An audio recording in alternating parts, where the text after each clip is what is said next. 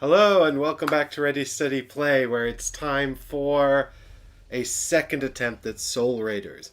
If you missed the first episode, please go check that out because I'm not going to explain any of the rules and I'm not going to go over how the game is played. We covered that in stream number 1. And if you haven't seen that stream, then you won't want it spoiled, so go watch that now because I'm about to spoil what happened. That's right. It all ended in tragedy. It was a complete failure.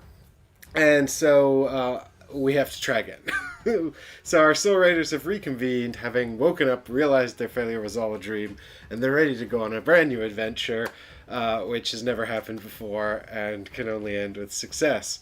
Hey Higgers, hey Pekka, how you doing? I'm so glad that you're here. Thanks so much for joining me. Um, I'm really pleased to see you both. And everyone in chat, thanks for joining. I'm excited to go on this Soul Raiders adventure. We have kind of like two options here.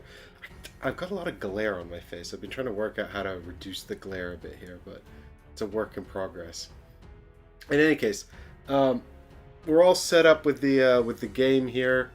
It's not looking quite right. I don't know. I'm gonna shuffle these people over here a bit.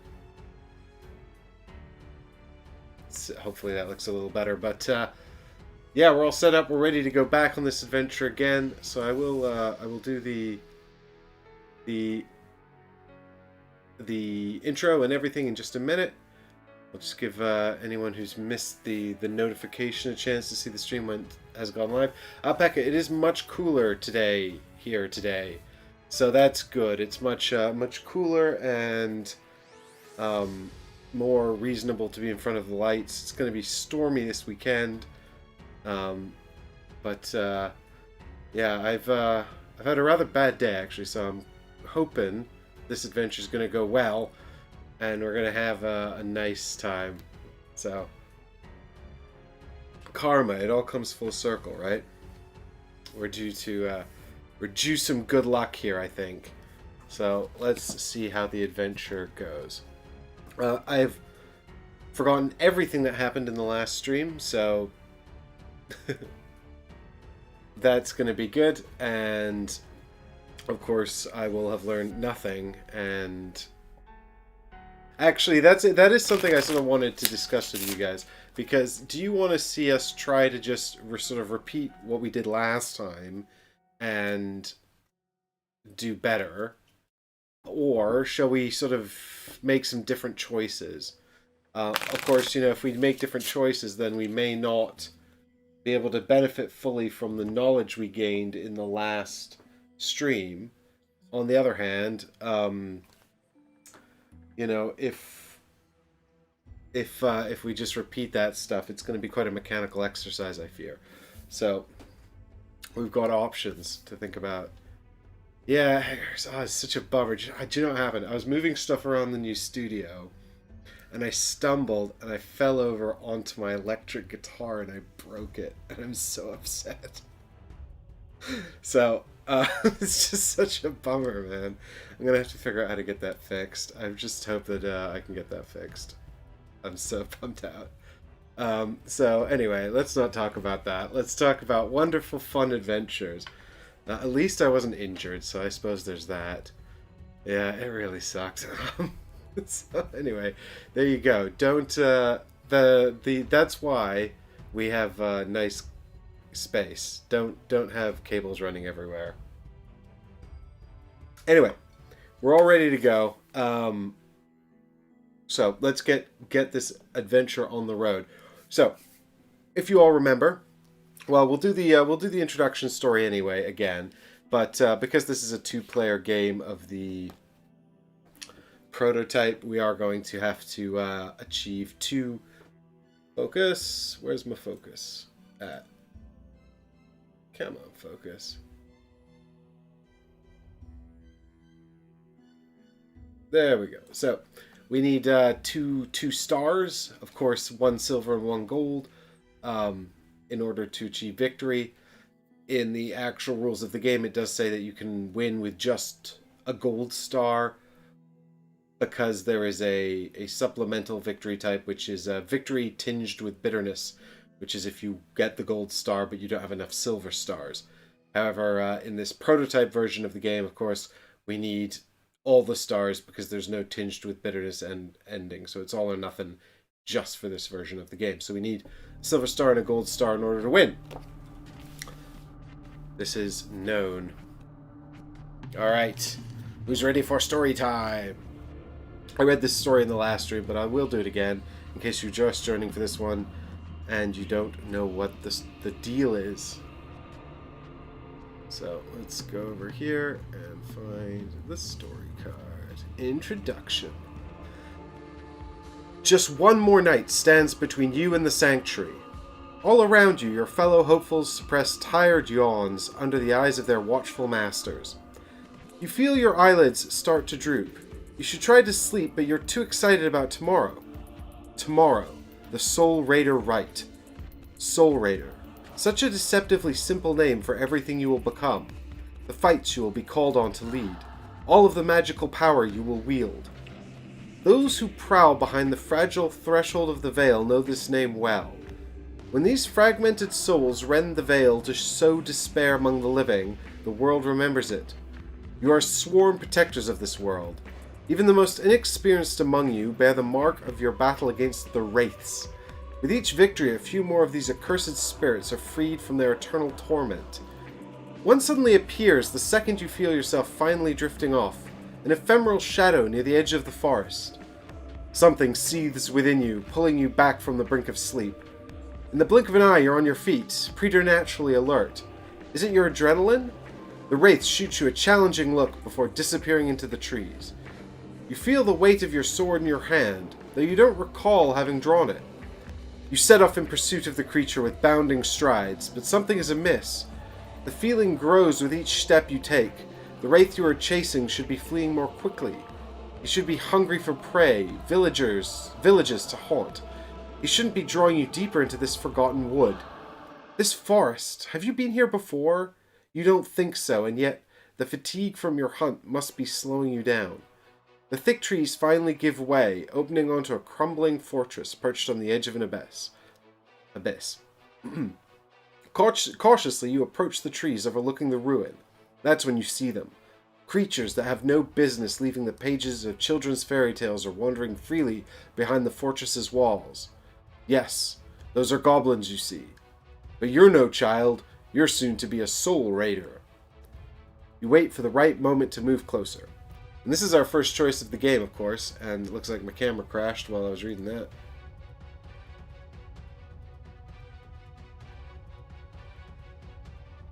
And it's back. Sorry about that.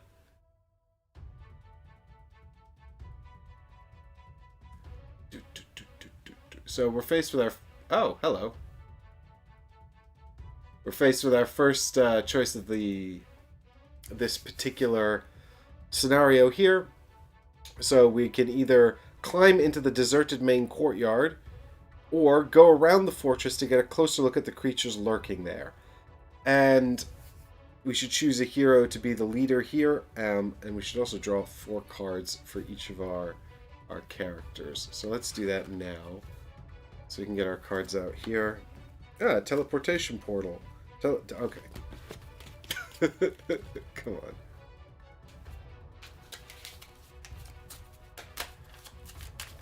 Give these a good old shuffle because apparently I can't seem to shuffle them correctly or enough ever. But yeah, so I think we took the option last time to go around the fortress to get a closer look at the creatures lurking there. So maybe this time we should climb into the deserted main courtyard and just see what's different. Hey, Eddie. Thanks for joining. Aside from some so far nothing bad has happened in the game. So far only real life laments I was telling Chad about. Had a bad day, so I'm ready to crush some orcs. Or hobgoblins or whatever they are, because they don't have names on the cards. All I know is the Wraith is here. And that spooky guy that we have to find. That guy. Jerk man. No spoilers. But we're looking for a jerk and we're going to kill him.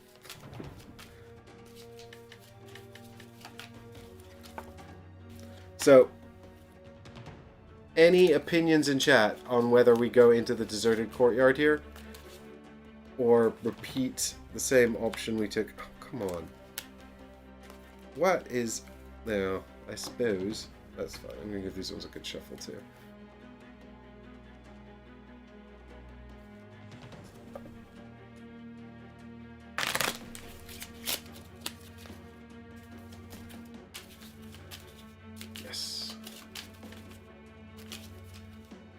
TD Pod says, go for the courtyard. And so does Eddie. Go for the courtyard. Alright, guys. Let's try a slightly different approach to last time. Can't go... Well, it can actually go worse. But... I was going to say it couldn't go worse. But it could go worse.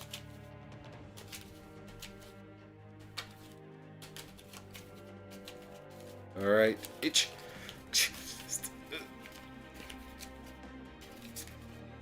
Alright, there we go. 1, 2, 3, 4. Force field. You are temporarily invulnerable. Cool. Alright. So, we reveal... Look. So, we shall... that was the reason I was getting these cards out. Because we should decide who is taking this action. Who is leading the group here. And... I think we should let Mater lead, because Adonis also has invisibility, which he could use in a pinch, if necessary. I don't know why these cards look so squint on the table camera. I promise it's straight. But we could use this invisibility. I don't think we're going to use it, because I used these to no good effect in the last one, and they are really important. These one-shot invisibility powers, they can be very, very powerful, and I got literally no use out of them in the last game. So I'm going to try to use them more strategically this time, but we'll see how that pans out. So anyway, Mater, lead the way into the deserted courtyard, location 1. Oh, we actually did, we were here before.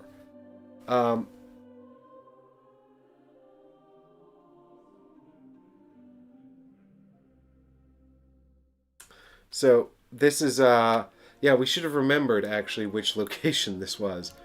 Yeah, so then we're also instructed to flip the this one over to the B side here. And this is just kind of acting as a cover for our story cards here. So, yep, this is the courtyard here. So I do remember some of what happens here. So there's no entry cost, which is interesting, actually. So, oh yeah, there's actually, so something interesting. This is where we can kind of use our foreknowledge to do a bit of planning, because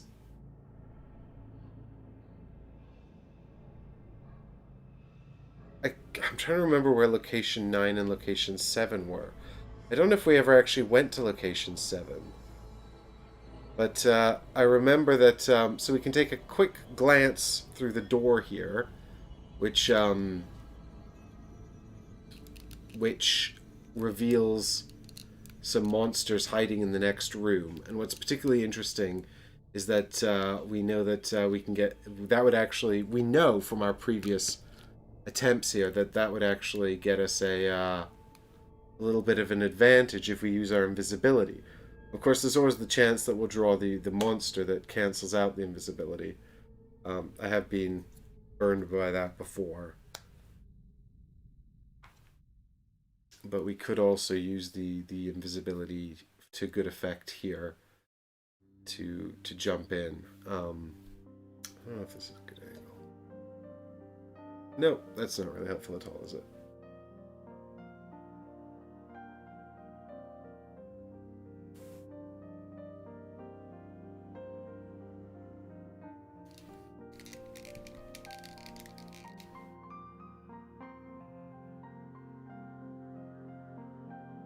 So,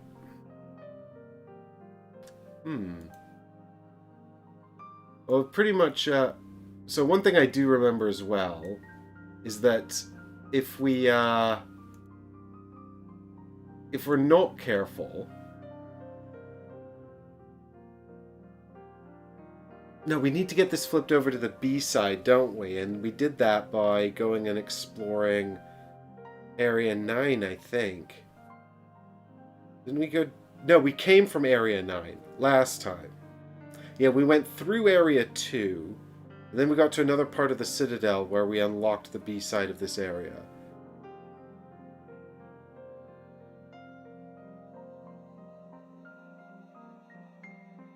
Oh, Eddie, I'm really sorry to hear you've got lingering COVID issues. That really sucks, man.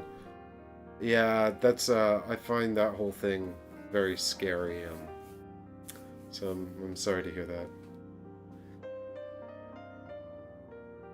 Hey, but let's not worry about real life problems. Let's go on an adventure in the make-believe. So I don't know if the quick glance actually helped me out last time. I'm trying to remember. There was Dis says, "Did you like Sword and Sorcery Ancient Chronicles?" Dis, I haven't really played it enough, man. I've only made one attempt at a proper level. So anyway, we can also move Adonis in here, and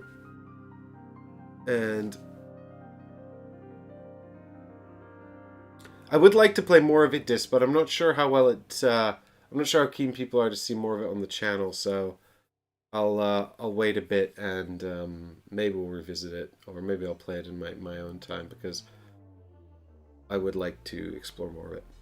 Right. So maybe Adonis goes invisible and then just charges into Area 2.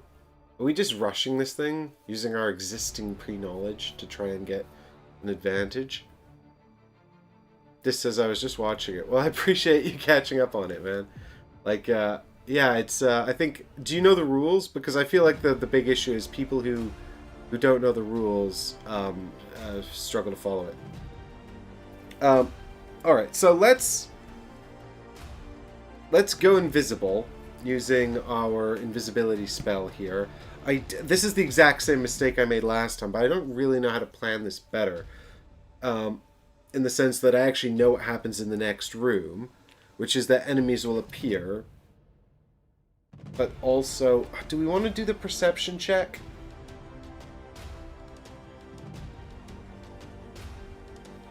Yeah, let's do the perception check, because that kind of sets the enemies up. And then they get ready to ambush us. And then we can go in there invisible, and then they can't ambush us. So what I'll do is I'll give up this 2 card here, because I'm not going to use the force field right now anyway. That would be much better used, for example, in the final boss fight. It just makes us invulnerable for a turn. Right. So the 2 plus 1 here makes up the 3 I need to do this perception check. So we check story card number 1.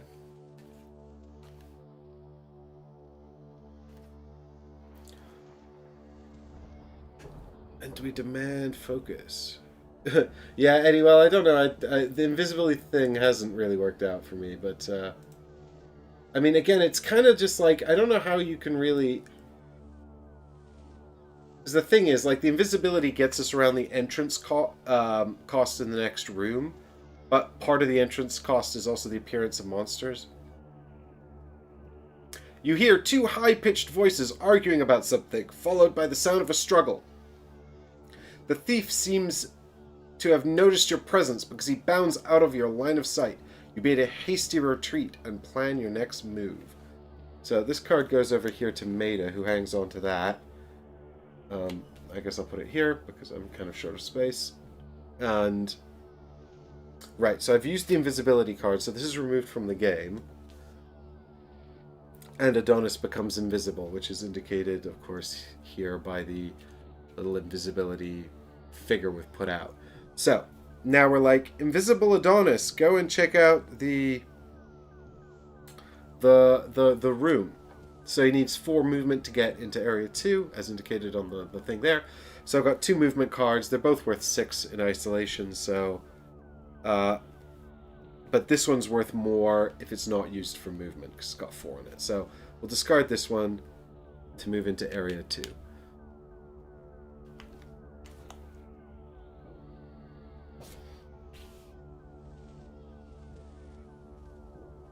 It says, if any hero, whether or not they're present in this location, has card number 1, flip this to side B. So we'll do that. Okay. And so now what happens is a number of monsters spawn equal to the current threat level, and if we're visible, they ambush us. But we are invisible because we saw that ambush coming.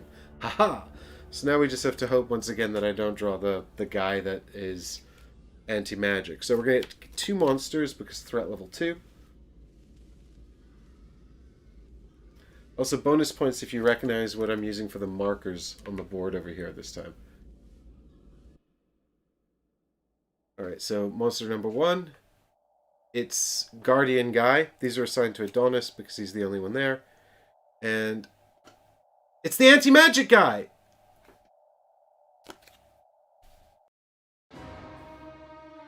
So presumably, I have to go through these in order, which means that I have to draw the monsters first, and then they ambush me. So I draw the monsters, he turns off the invisibility, and then I get hit. It's stupid. It's stupid how random this is. I mean, because the thing is, what I mean is, I know, right, Heggers? Like, if I'd sent, the only other thing I could have done was sent Maida in, right? And then what would have happened is Maida would have triggered the ambush anyway. So the only way to get around this ambush is to be invisible. So it's really just pot luck. And it's just bad luck, and it's happened every single time. So, I don't know, man. That's just kind of a bummer. In my opinion. That's kind of a bummer. Like, every single time I've gone invisible, I've immediately lost it. Anyway, I need 9 to defeat these guys. So we might as well do that. I've got 5 here. And this card here makes it up to 10, actually, because it's 4 plus an additional 1. This is 1 per action card. So now it's 8, 9, 10. Which kills them both.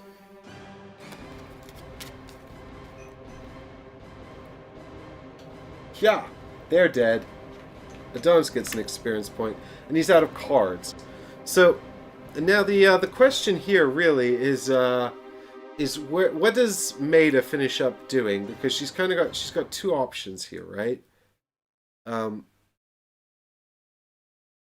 We can either head over to location number 7, and I don't actually know if we went to location 7 last time. I don't think we did. But then I'm not sure if it's necessary. I'm inclined to stick together with Adonis, though.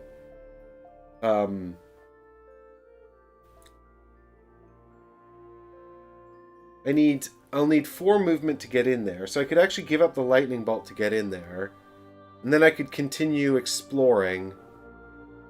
Location 8's the only other location we can go to, actually. Do I need to take, do you know, I can't remember if I can make 2 movement actions, because I could, if I play this card for 6 movement, I could actually afford to go into here and then explore the next room as well. I think that is possible, if I remember correctly. But, well, actually, no, I don't remember, so. If there's nothing to hinder your progress, you can move to several locations during the same round by combining a series of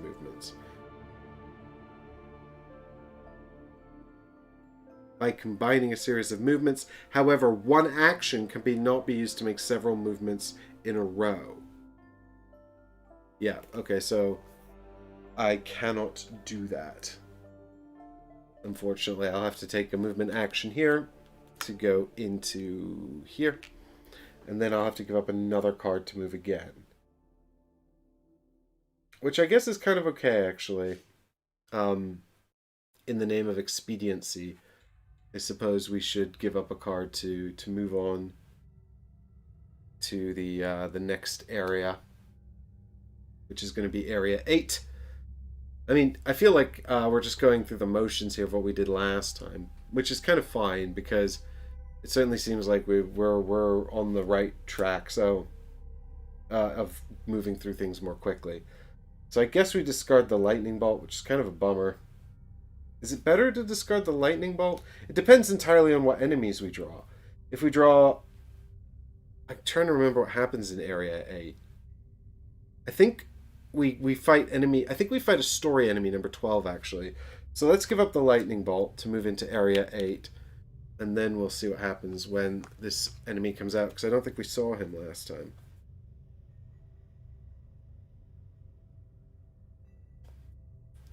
Ah, he only comes out as a reaction. So we see here. Ah, come on, computer. The staircase leads to the bottom of a deep pit sculpted masonry walls. The edifice abandoned thousands of years ago. It's unlike anything you have ever seen. And so we come out here, and we are immediately ambushed by two monsters, which is fine because I've got my combat card all ready to deal with them. Shouldn't be a problem, probably. It's... Oh, the big bad rage orc. That's a problem. And another one. Well, I guess it's probably for the best I didn't keep that lightning bolt because it would have no effect on them whatsoever. So I can do 5 damage, which puts a damage out on one of them, and thus endeth my turn. So we're off to a good start. And I'm just going to make sure I get the end round correct, but I'm sure it starts with the stress. And then that, I think what we'll do is we'll get hit by these guys. Yep, so we're going to take stress, which is 2 damage. And then that's because we're in threat level 2 at the moment. And then these guys are going to attack us. They would normally do 3 damage because it's equal to the number of wounds they have available, which is currently 3 because I wounded one of them. But they're rage monsters, so they double it, so that's 6 damage, which really sucks. So we're going to go from 13 down to 7. Oh god, that's painful. Well, it's certainly quicker. We're getting to the same spot we were in last time more quickly. Okay, and then we're going to get the location reaction, which is the appearance of enemy number 12. Who I don't think we actually saw last time. So this will be fun, new, and interesting. Yeah! Oh, it's a huge rage orc. Arrgh! Or possibly, I think it's an orc. Possibly a hobgoblin. Unclear, but anyway, he shows up and attacks Mater as well. So fingers crossed I get some good combat cards. Speaking of which, it's now the preparations phase. So we're going to draw our new hands and see what we get. Teleport. Combat, movement, transfer. Ooh. And Meta's got teleportation portal, combat, movement, and more movement. Okay. So, do I have enough combat to kill all of these enemies? It's going to be tough.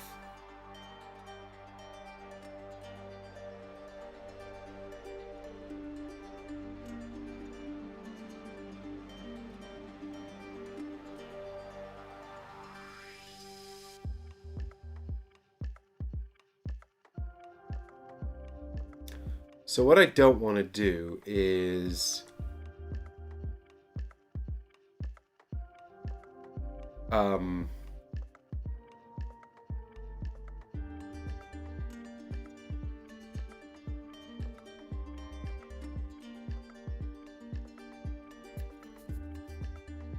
get very far away. So I'd quite like to keep this teleportation card if I possibly can.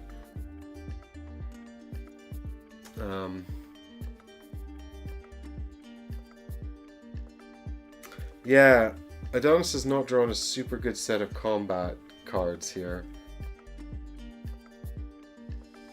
In fact, this might just be a turn where we sit and murder people. And that's about all we can possibly do here. Let's have a think here. So he can... Adonis can move in here for 2, which would be his movement card. Done. Then he can do potentially 6 damage, really, because I kind of want to hang on to teleport, possibly for later. Also, 1 isn't really much good for anything. 6 damage, which could deal a wound here.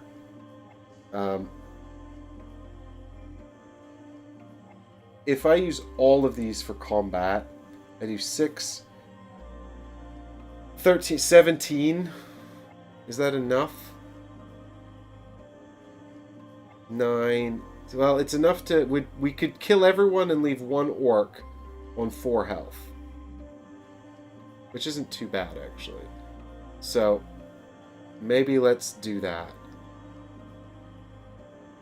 Because we also can't do 2 wounds. You see here the orcs have 2 wounds. So we can't do 2 wounds with a single hit. In any case, we're going to have to make multiple combat actions to do that.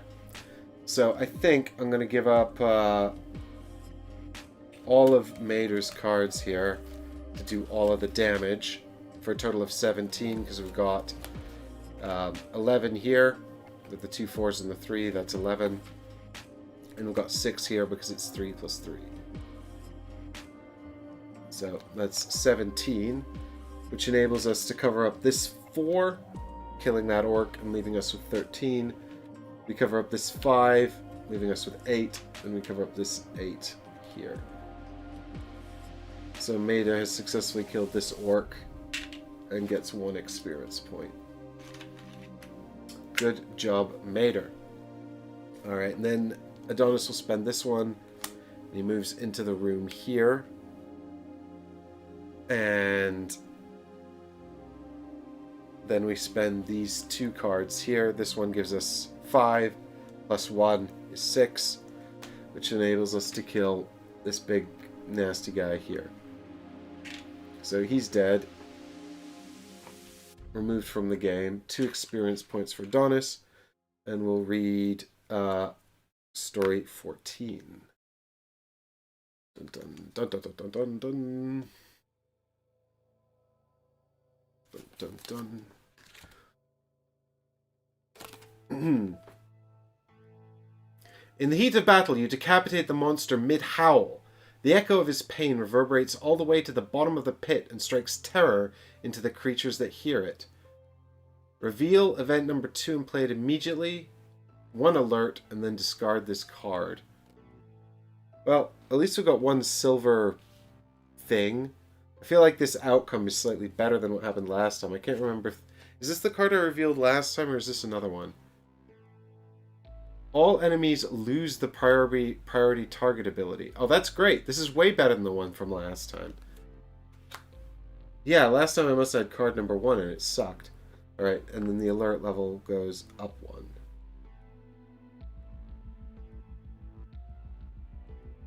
And that is, I think, all I can do. I'm going to put this into reserve and save it for doing something clever with later. And now, it's the end phase. So, what we're going to get is... So, unfortunately, what we don't have is the unlock for this prologue section.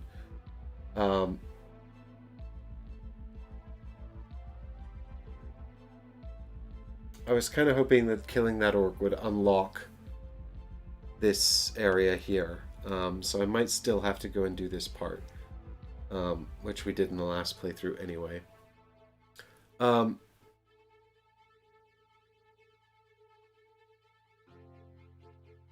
Yep, so we take 2 stress, 1, 2, and then we suffer 2 damage, bam, bam. Orc 12 can't appear because he's been discarded, so nothing further happens. And we're back to the top of the round. 1, 2, 3, 4. And 1, 2, 3, 4. Yes, arcane healing. I was hoping for that. That's worked out just in time. This is a single-use card that gives us 10 health back. So, I mean, I'm pretty much just going to bin this straight away. It's single-use, so it's removed from the game. And it restores 10. So we're on 3. So we go back up to 13, which is really nice. And also something we're desperately in need of, given that we were so low on hit points. And so what we need now is... So the thing is, Hey Cujo, thanks for joining. Yeah, this is our second attempt at this one. And I seem to have sort of stumbled straight into doing what I was sort of doing before, but more quickly. But I'm still kind of enjoying the puzzle of it.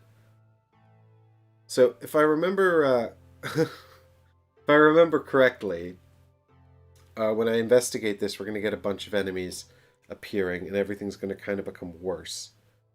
So I'm wondering if it's not a good idea to go and do that first.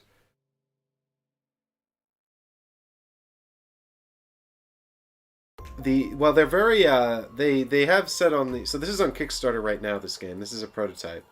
And it's on Kickstarter right now, and they have said that actually that they have hired Magic the Gathering artists to do all the artwork, which, or at least one guy, I think, or 2 guys who are famous for doing Magic the Gathering art, which makes sense because you know, the art from that game is awesome.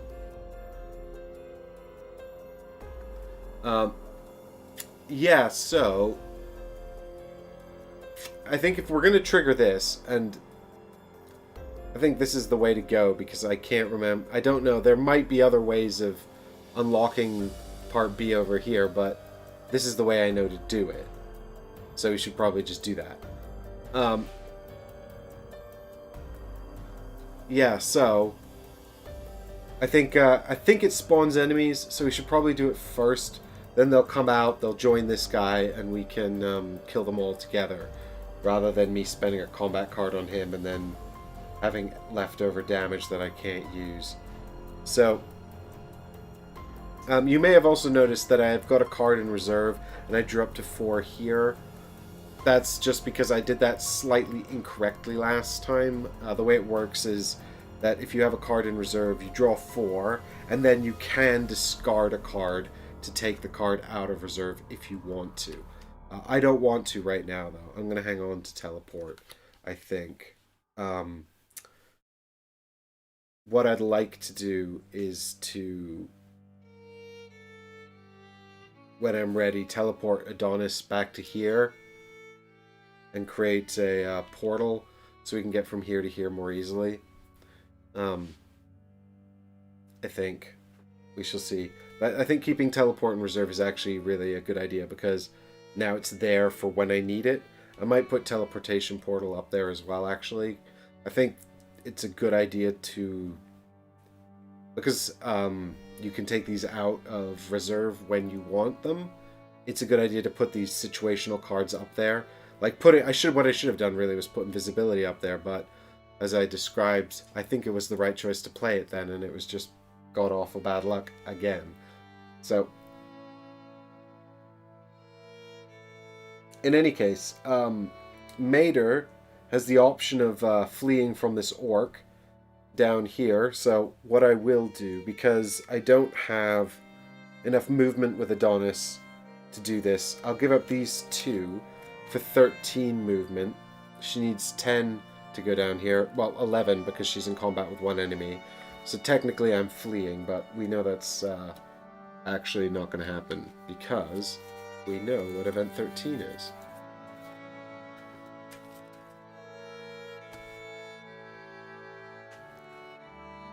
As you cautiously make your way down the stairs toward the bottom of the pit, you hear the sounds of heavy footsteps and the clash of metal. You immediately turn on your heels as a horde of creatures climb up from the depths and start to run in your direction. Reveal event card 1 and play it immediately.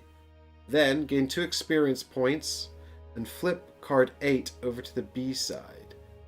Keep this card until the end of the game. So that's another one for Mater. So we flip this one over. This just means that now we're just going to have a lot more monsters appearing on the board, which kind of sucks. But I also don't know if this is inevitable or not. I know that event number 2 isn't inevitable because we might not have met enemy 12 as we did in the previous playthrough. So that's interesting. But yeah, then we get 2 experience points, which is nice. Now both our characters are on 3. What do we need to level up? To level up Mater, we need 4, so that's nice. She's close to leveling up, which didn't really happen last time. In fact, if I kill that guy, I will level up. And Adonis, he's got a... Where's his potion card?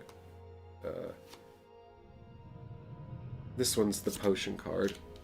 So, he's got... he only needs 4 to level up as well. Which is nice, because those level up cards are good. We can just add those into our deck by spending these tokens.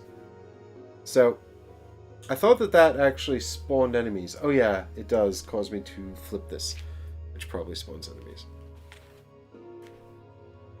Yes, so you can see here that on this side of the card there's a blue enemy symbol, which means that when it becomes onto the blue side, enemies spawn.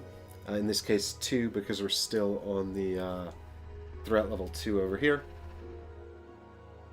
It says, warlike cries and battle songs reverberate against the walls of the glorious ruin as a dark sea of creatures rise out of the pit. But actually, because of this event, it's going to be +3, so now we've got 5 creatures coming out, which is a lot. 1, 2, 3, 4, 5. So who have we got?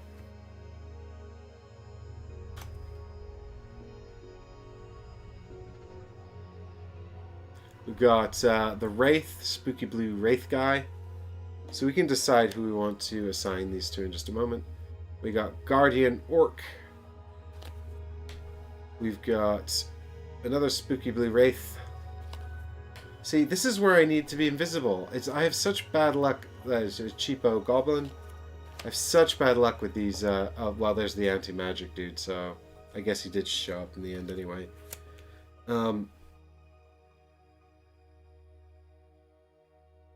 I mean, I think what we do is we just assign all of these to Adonis because he's got a card here that gives him +1 damage per enemy. So, that's good. Well, actually, we can assign 1 enemy to Mater because she's got 6 damage here, which means that she can kill both of these 2. Blam! She gets 1 experience point for that, which we could use to buy her card, but I think we'll wait. Wait a little bit before we buy that. Alright, so do we have enough damage without using my teleportation card to kill these guys? We've got 9 damage there with Adonis. We've got another 2 damage here, so that's 11. And this is 5, which gives us 16 damage. We need 17. Damn it.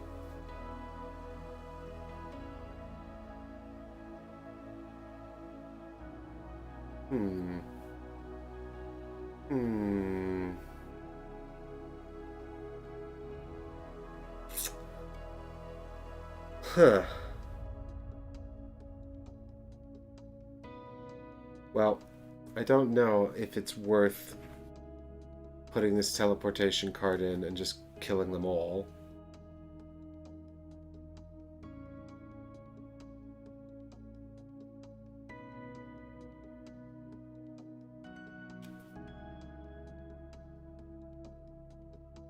It probably is. I suppose if I can get out of here reasonably quickly, I won't summon more enemies for this reaction, which would be good.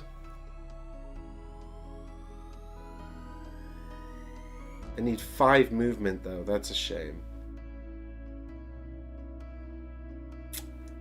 Because...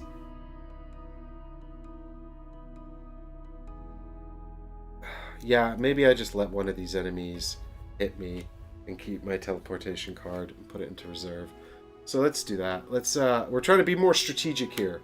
So we'll keep teleport and teleportation portal in reserve here. We'll do 16 damage. I mean, I could keep this movement card. I don't need it anymore. There's 14, which we can use to kill off everyone except Guardian Orc.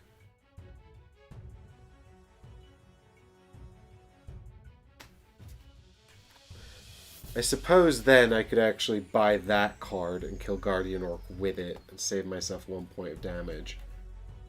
That might be worth it.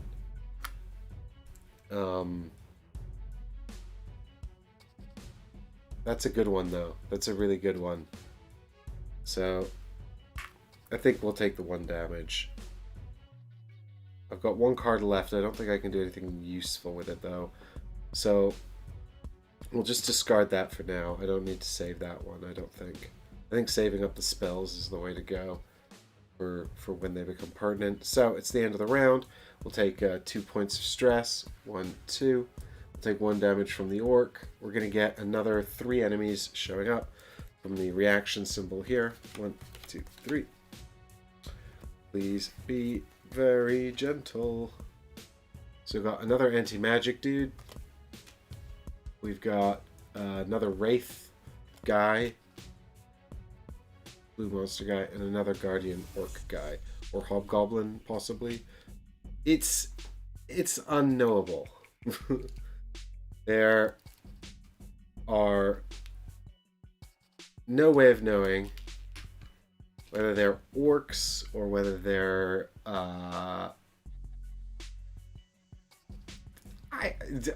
look, they're a cabal of horrible enemies. That's what we know. That's what we know about them.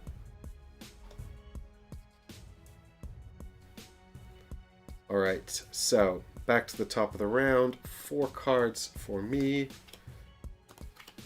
Oh, here comes all the fighting cards.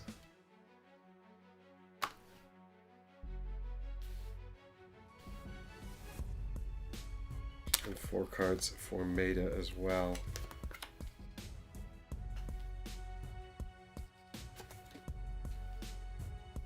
She's got all the movement too, actually. I think this turn, maybe we'll just... oh, those are discarded from last round. Yeah, so maybe I'm not going to use these actually right now. Because I don't think I need to. Yeah, I have to go this way, right? Because that takes me back to 1B. Because if that's what I did last time, wasn't it? I walked up here, which takes me to 1B. That's not showing you anything.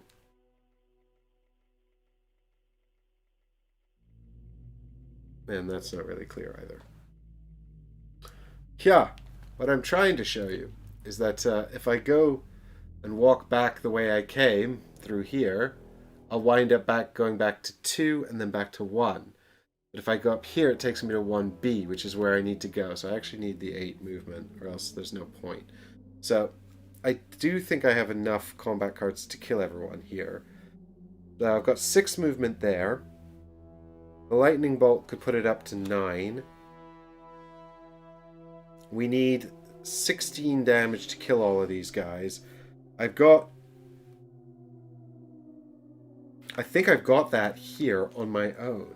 Because that's 8 And then it's +2 per combat card, so that's 4 for both cards, yeah. So actually, we've got everything we need just on Adonis. So I think, yeah, let's use these 2 combat cards to kill all of these guys. And we'll get 1 level up point. And now I've used all the tokens for leveling up. So I guess I should probably buy another card. What have we got here? 1, 2, 3. Well, before we do that, so we get 1 level up token because there's a marker on this guy. If that symbol doesn't appear, you don't get anything. So we get nothing for killing these generic mooks. Get out of here, mooks. Let's move over to Mater next. And she's got 5 here because it's +2 per movement card on it. And she's got this one as well. So I guess we should just use both of these. That's way more than 8.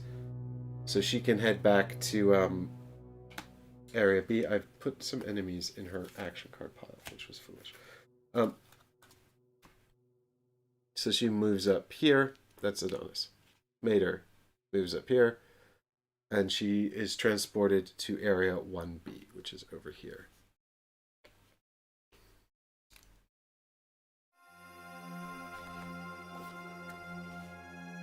And we reveal this, which is to say more enemies are appearing. It's another 5 enemies. Oh my god, so many enemies. 1, 2, 3, 4, 5. Surely some of these must be the alert symbol, although I'd prefer if they weren't. So we got Goblin, who's not a priority target because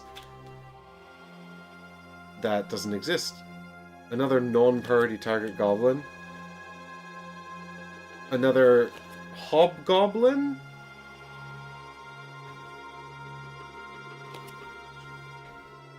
And Big Bad Orc. Well, I think we can quite successfully murder these people. We've got plenty of tokens. I've got these 2 combat cards here anyway.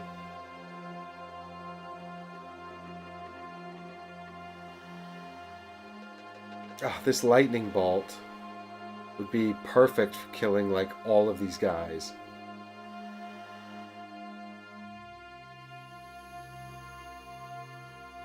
Although to be fair, this is pretty close to doing it anyway. So let's go ahead and spend 1, 2, 3, 4 to buy this card here for Adonis, which goes straight into his hand. So that's him leveling up effectively. And then we could spend both of these, which give us more than enough movement to head up here into this zone. And then we can use the lightning bolt, which is an instant effect, 1 wound on all enemies with a combat value of 3 or less in this location. Which is, blam, all of them except the orc. They're all dead.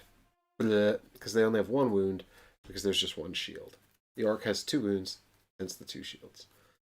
Alright, so get out of here, y'all. And that is Adonis's turn. And I think with Mater, what I'm going to do is just spend her 2 cards to murder the orc. Because I've got... Oh, do I have enough, actually? No, I don't. I'm not going to have enough combat if... Damn it! I might have to rethink this. Hang on.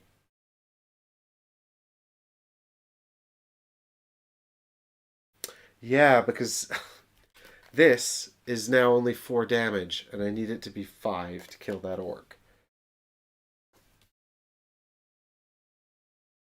Oh, I can't kill the orc now. I don't want to take any more damage over here if I can help it. So maybe there's a better way to do this. So if I keep the lightning bolt before I kill all of these guys.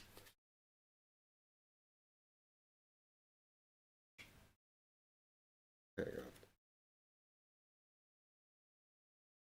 I mean, between the two of them, they can do it anyway because this is 8 damage. Yeah, so I might as well. What I should do really is just have Mater do 8 damage to wound this guy and kill that guy, and then she can use this for 4 damage to kill off this guy, gain the experience point, and then we can lightning bolt the goblins. It doesn't the order. It's just a slightly different order. Oops. They were temporarily resurrected, but then they died again. Such is a sad tragedy of life, I'm afraid. When you are a mindless goblin in a dungeon, serving only as the enemy of a soul raider. So, thus it is the end of the round, and do you know that wouldn't have worked actually if the priority target thing was in effect, because we would have had to kill the goblins first. But because this event turned off the priority target thing, Mater could pick off the orc and the guardian first in that way. So that's kind of nice that's worked out actually. So, yep. So it's 2 stress. Did I take it already? Did I take the 2 stress just now? Was I on 13? Oh, damn it. I don't want to take any more stress than I absolutely have to.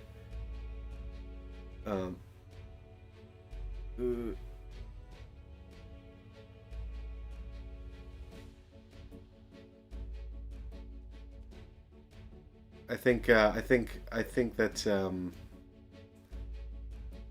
yeah, I don't think I took it. Rats. Okay, here we go. 1, 2. And then we get the reaction, which is 3 more enemies. Just relentless swarms of enemies here in this dungeon. Sorry, abandoned citadel. We've got another spooky ghost man. Another raging orc man. And an alert. Well, I knew that was coming eventually. Uh-oh. And we shall assign these to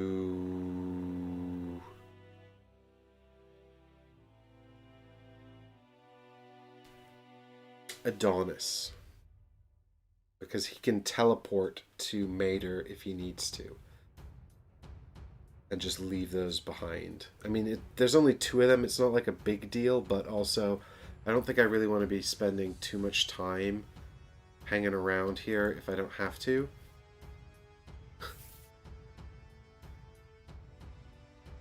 Those poor innocent goblins. It's a complete genocide. I mean, we're basically mass murderers. We just showed up and started killing people.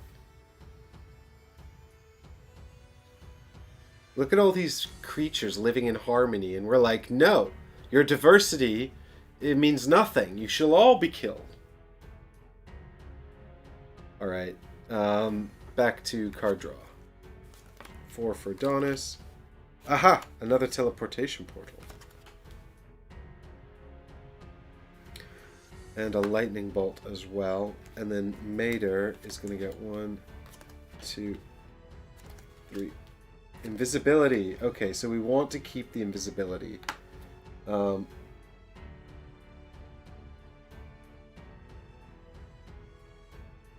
know I need it in a minute. Okay, so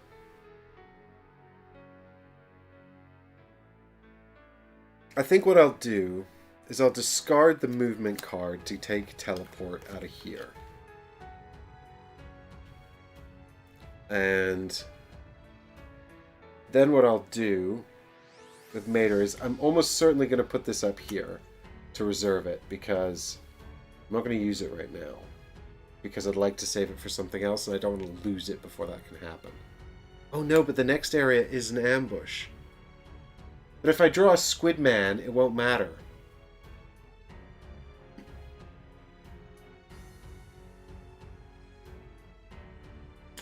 Yeah, this is a costume ball. Everyone's just having a good time. How many of these do I have? I've got 5 of these.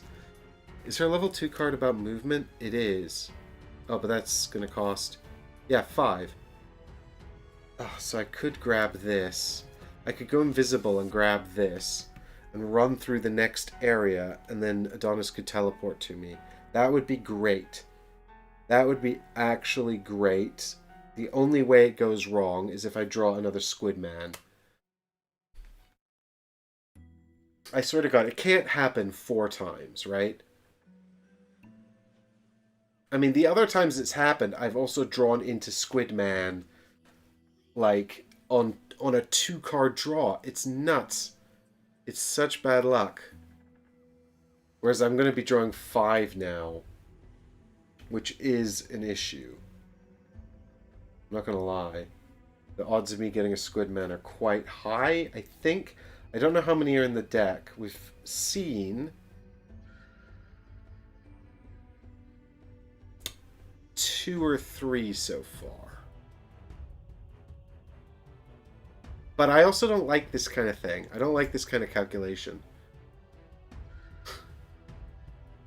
I mean, I think it's a good plan, because I'm pretty sure the next area has ambush in it.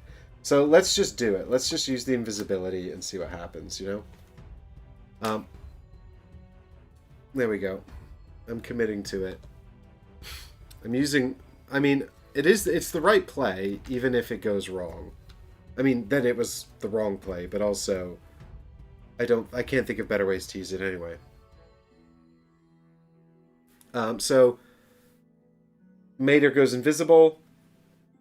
We're going to spend 1, 2, 3, 4, 5 of these experience points to buy this card here and add it to our hand. And then to go to location 3, we need 2 movement. So let's give up this one, because that's got a 3 on it, so we can use it for 3. And she goes through here. Location number 3. My invisibility fails literally every single time. Such a bummer. Alright, let's have a look. Victory conditions can go over there for now. So you see here on this new area, we have got the ambush symbol. So we would be ambushed if we were visible. That's what the eyeball means. You find yourself in a small, dilapidated room that is pierced by large openings leading to a much larger room. Pierced. So what we can do as well is we can actually take these cards here and just kind of put them away for the time being, because they're kind of done for the moment. So this means that we can see area 4 from here, so we'll also get card 4 out. There it is.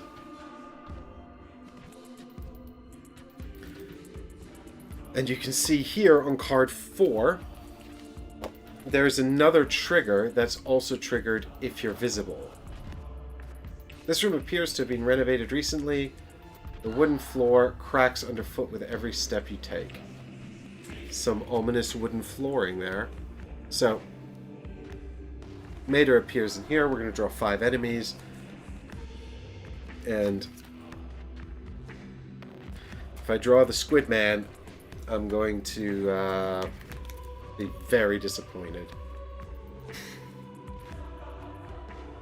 Alright, we got a goblin. We've got orc, goblin, alert, and goblin. Ha! No Squid Man. Nice. Come here. Alright, so we did have 1 alert, so this escalates. And so they are assigned to Mater, even though they're kind of just running around super confused at the moment. So I can attack them, but because I'm elusive, I can just leave them alone. I don't think they'll even follow me if I leave, I think, because I'm elusive, and I'm elusive because I'm invisible.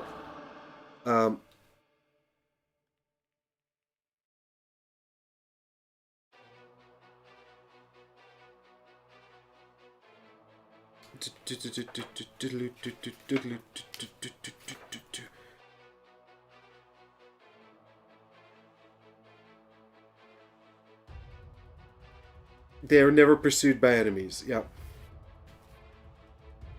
The only way to get around that, if you're an enemy, is to use scent. So fortunately, this time I can actually do something reasonably clever. So let's give up this card here to do this one movement into here. And these 4 enemies are all discarded. They just go because I guess they're hanging out in here. The next person who goes in there will actually flip that over to the B side now, because if there's no padlock on the number here, then whenever a hero enters a space for a second time, it's automatically flipped to the B side. If there is a padlock, like we see here, then you must trigger the B side using some special mechanism. So, in any case, because we've gone in here, we spawn enemy number 2, but we don't read story card 5 because we're invisible. So, that's story card 2. Here's enemy 2.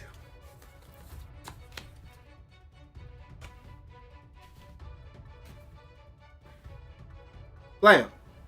It's a gobbo with priority target that doesn't matter. And he's like, meh! Just hanging out. So we assign him to Maida. And she just murders him using this card here. It's 4 plus 2, so that's 6 damage. And he's only got 3 in 1 wound, so he's dead. We get an experience point, and we draw a card, story number 4.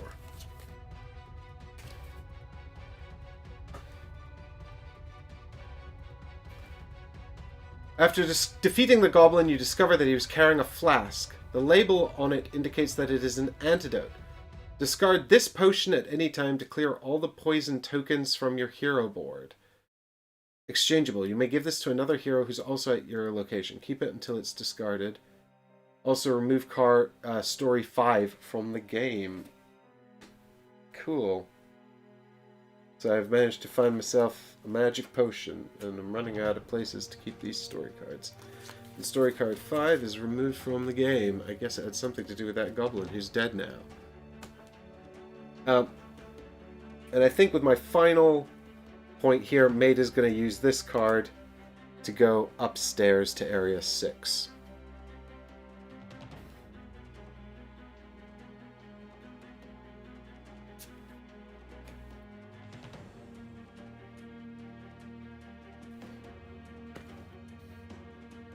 So we reveal this one, which says, discard story card number 5. You hear voices coming from a balcony close at hand, but the wraith who drew you to this place is here and strikes. So we're going to raise the alert level, spawn enemy 2 and enemy 7, and that's it.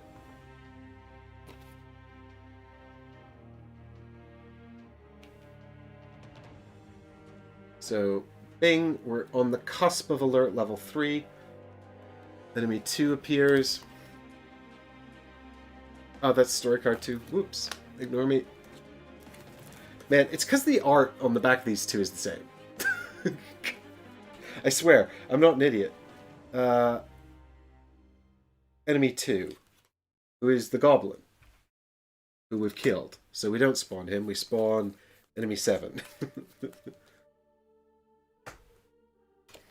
So if you are instructed to spawn an enemy that's dead, just don't. A specific numbered enemy. So here's the Wraith.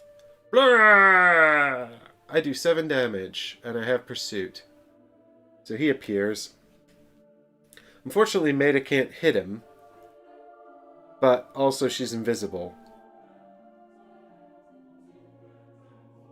But what I think I'm going to do is I'm going to give up Adonis's teleport to move to Maida, and the enemies don't follow him. So he just bloop, teleports over here, gets away. Now he's all the way over here. Fighting with the Wraith, I guess, and helping out Maida. You're on the rooftops, and she's still invisible somehow. It's actually the first time it's actually worked out, and it's worked out extremely well. That's what. Anyway, we won't worry about all the failed invisibility attempts. We'll just be pleased that this time it's working out. Okay, so that was teleport. Now I guess someone should kill this Wraith. So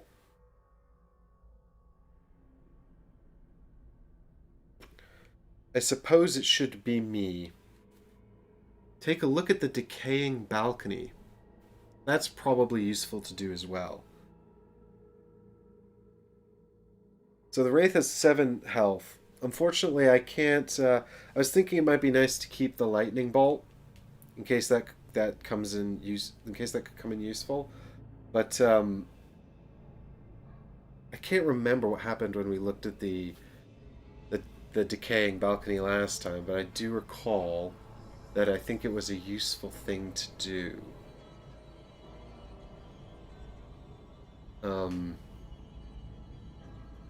Wasn't it?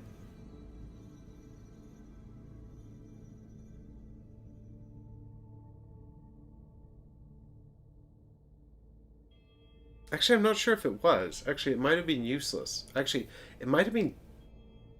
Actually, I think it probably was useless. Actually, I think it was bad. If I remember correctly, it was bad. So here's what I'm going to do. I'm going to put Lightning Bolt into my reserved cards here so I can conjure it in case I need it. And as much as I'd like to save my other teleportation, I'm going to give up both of these cards to kill the Wraith. So that's 4, 5, 6, 9 damage. He's only got 7 health. So the Wraith who drew me here by appearing in the forest is like, blah, I'm dead. And we get an experience point for that. And now nobody has any cards left. So that's the end of that. And we're going to move to the end of the round. So 2 more stress. Bloop, bloop. And then no enemies to attack. Oh, these 2 have buggered off. So when I teleported away, they were just kind of standing around going, huh? What happened? Enemies cannot follow through teleportation. So that was a good use of teleportation. Yep, now we're going to flip this over to the B side, because that is the reaction trigger here. Bam!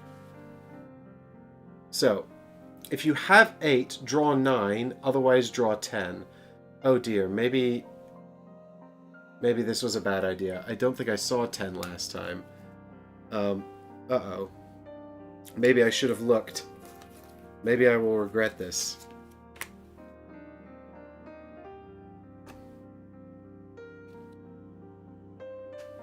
A creature appears on the balcony and rends the veil of reality asunder with a flick of its hand.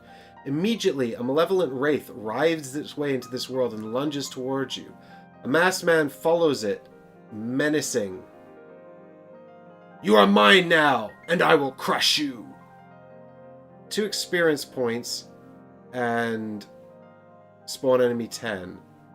Yeah, okay, so I think last time I looked down, and because I think because I'd examined the balcony, this didn't happen. Do I get to decide who gets these experience points? I'm gonna give them to Maida, I think. Yes. So now there's going to be 1 extra enemy, which is kind of a bummer, because this is the fight I couldn't do last time, and there wasn't an extra enemy, so I should have looked off of that. But I forgot what happened, and sometimes the human brain is just like that. So here's enemy 10.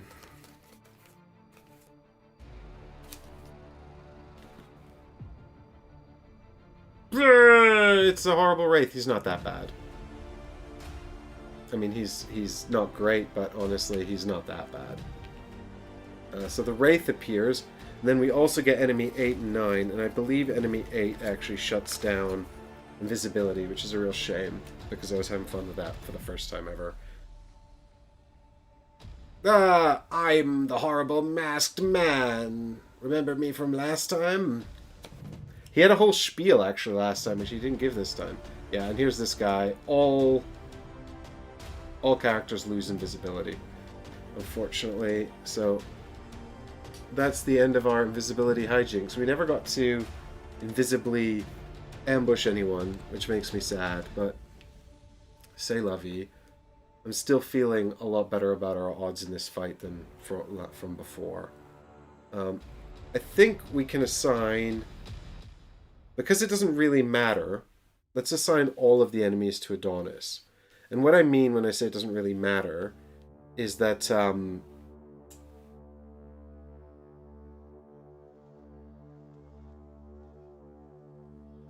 well, I'd rather have made it free, because at the end of the round, we're going to get attacked by more enemies if we don't kill all of these people. It's unlikely we'll get to kill them all. We might if we get lucky with our pulls. We're in a much better place than we were last time, so let's find out. But it's better to have one character free anyway, so that we can assign some to Maida if we need to. So Adonis is going to draw 3 cards. Please have some good combat cards. We've got movement, more movement, and 1 fight. So the lightning bolt's kind of useless, but I do have to reset my deck here, so let's do that. Shuffle and give me something really good. Ideally that leveled up card I had, please. Please, the level up card. Oh. That would be great. Sure. This guy with the 2 lots of 10 health is really tough and hard to deal with, so he's going to be a pain.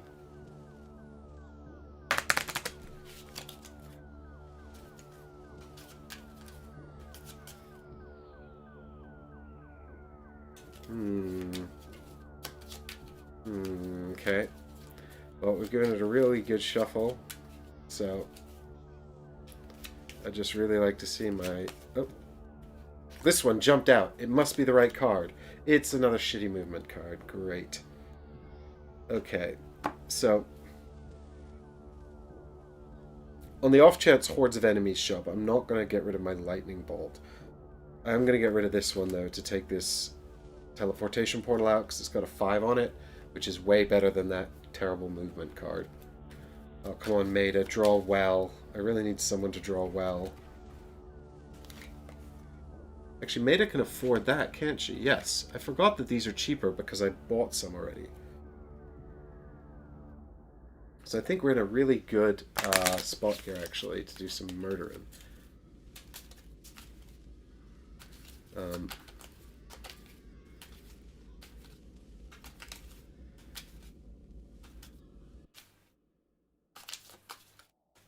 Yeah. Dun, dun, dun, dun, dun, dun. Oh.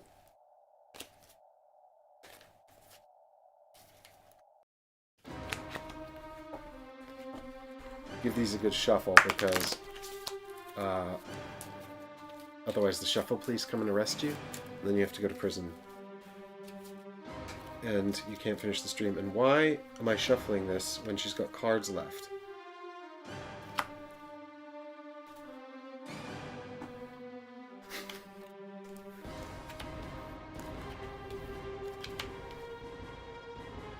Okay.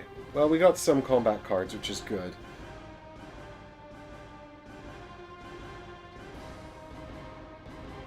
Ah, oh, damn it! Look at that. Enemies engaged with you lose their abilities. Reduce threat by 1. That's actually really useful.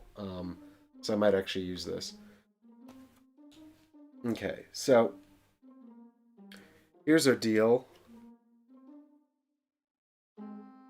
So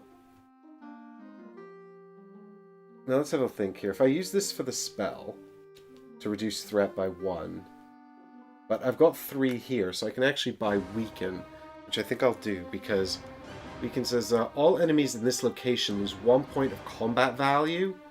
This spell ends if you leave this location, which is awesome. So I could use that, and then everyone would be down by 1. And then if I use all of these spells together, that would be 2... So that'd be... This is +2 per combat card. So that's... These cards are each worth essentially 6 if played together. So that's 6, 12, 14.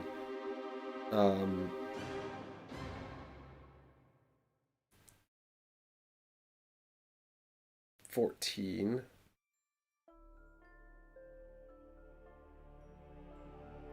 Which...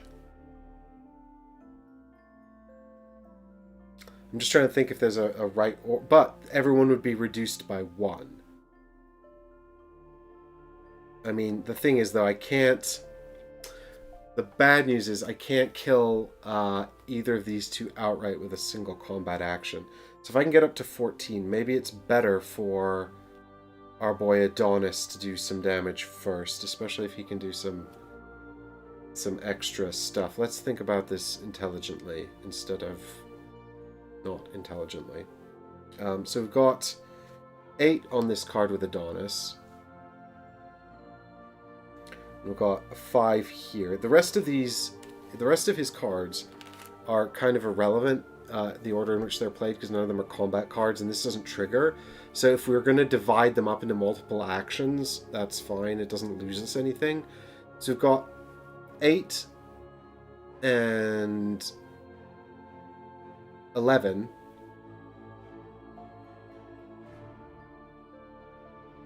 So, I mean, 11's quite good, actually, because we can put 5 down here and 5 down here.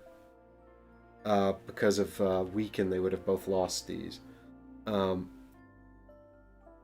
I need 4 experience points, so if I can kill this guy, then actually I could get a level up as well. I mean, the card I'd buy is just a 6, but it's better than nothing. Yeah, we might be able to kill everyone this round.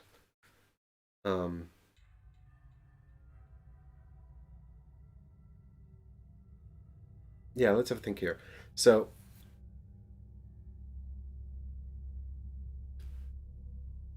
this card on its own kills him. He's dead now. And then we've got 5, 3, and 9, 9. 5 and 9 is 14. We've got 8 and 2 6s is 14. But we wouldn't have killed this guy, so we won't get the 2 experience points. On the other hand, unfortunately, that doesn't get our girl enough to buy her other level up card. But if we've only got 12, she can finish them both off anyway. Yeah, okay, so let me show you my thought process here, because this is probably really hard. So I've bought Weaken. I use Weaken for the spell, and I use Enthrall for the spell. Weaken is temporary, so it's going to stay in play until the beginning of the next phase, and all of our characters miss 1 off of their combat value. Enthrall removes all abilities of... Oh, I can't use any spells! Shit, I can't use any spells until this guy's dead.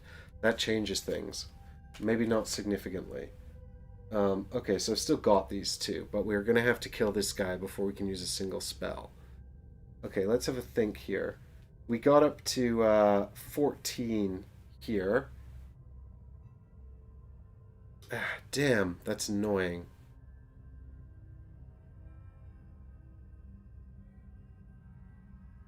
So that's 8, and that's 12, which puts a wound onto both of them.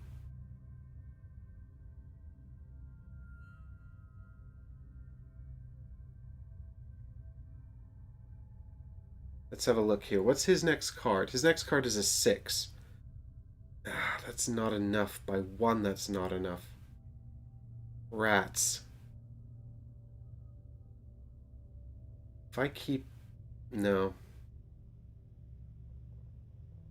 Ah. Infuriating.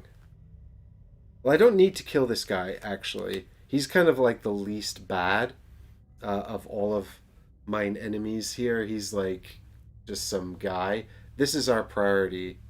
He has priority target, which would be so annoying if it wasn't for my event that I got earlier. All enemies lose priority target ability, which is great. I'd be much more upset that I hadn't looked off of the balcony and gotten rid of that if this was still in play. So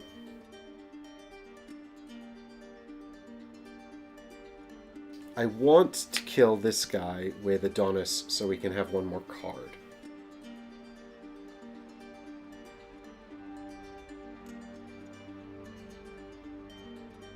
So maybe we just do the 12 here with the 2 combat cards on Maida. And we kill this guy and wound this guy. Let's play this out. So that guy's dead now, and this guy's wounded. We're going to get an experience point for killing him. And that's done. So then we can just play the 4 here to kill that guy. Kills him. 2 more experience points over here, which gives us 4, which means we can buy this because it costs 4. So it's 2 cost on the card, plus 2 cards left in the stack, total of 4. So we buy this, those go away, he's also dead now, and now we can use spells. So this is less good now, but we can use... So we've got these over here. So we can cast Weaken to make this guy 9/9. And now we just need to make up 9 twice. Ugh, I can't do it.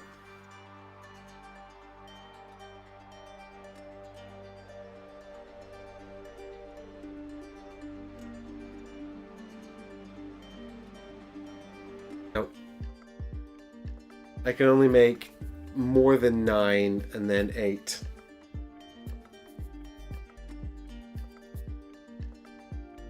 That's so annoying.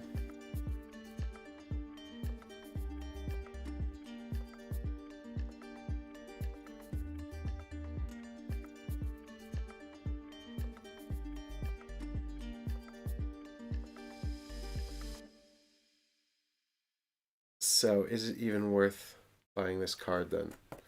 I don't think it is. So let's leave that there for now. Well, we've got 4. So what we can do, instead of buying the 6, we can spend these to draw additional cards. You can spend 2 experience points to draw a card. So the question is, do we gamble? Do we gamble on getting the things we need? Because that's essentially a 6. So we've got a 6 and a 7, and we need 9/9. I think we can make it up, actually, if we buy the cards we need with the experience points. It's just kind of a shame, because buying that would be a nice boost. But, yeah. Alright, let's do it. Let's just go ahead and spend 2 of these to draw a card. This better be good. Oh, it's our level up card. That's excellent. Okay. So I don't think we even need to spend those, because I think we can do it now. Can we? No, we probably still can't. Hang on. Yes, we can, because that's 11. And that's 5, 6, 7, 8, 9. Yeah. Nice. Well, that was good luck. Bam, bam. So, he's dead. We've still got 2 action cards on Maida.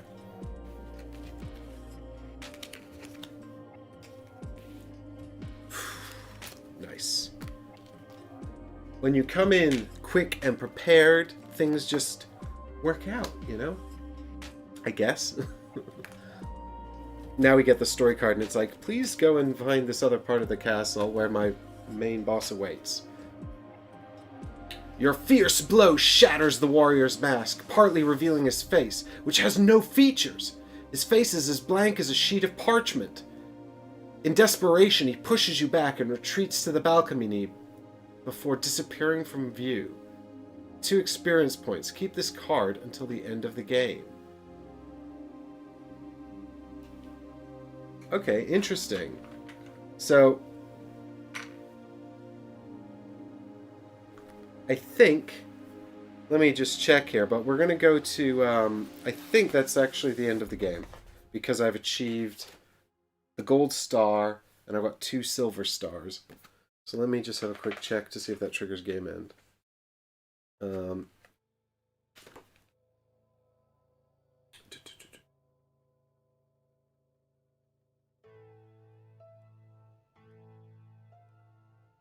Yeah, I think because we've met the goals, that triggers the end of the game. I don't actually remember exactly because this didn't happen last time.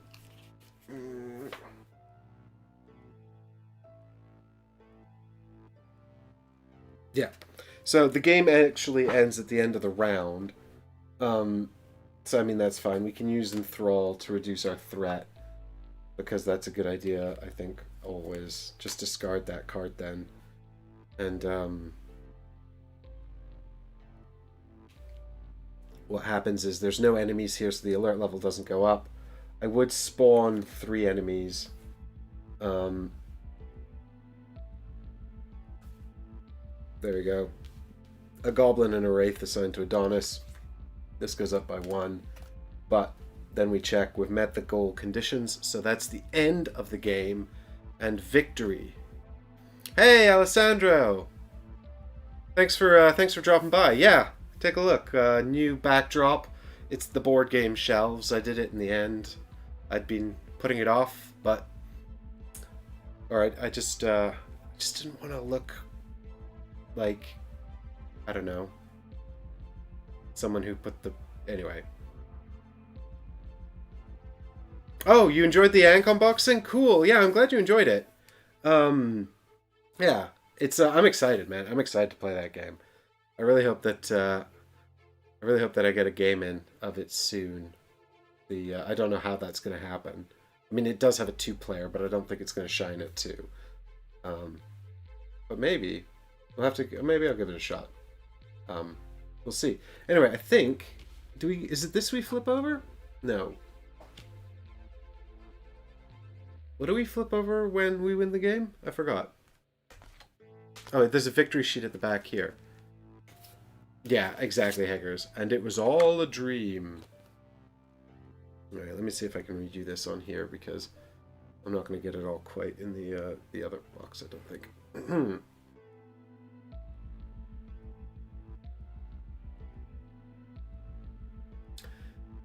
Is it really a victory? Then why does everything seem so unreal? The unknown man's broken mask, the joy of surviving, the frustration of seeing him escape, the last dashes of clashes of weapons and crackling of spells, even the fresh air as you emerge from the fortress. Ever since you caught a glimpse of the face under the grotesque helm, you seem to have lost control of your senses.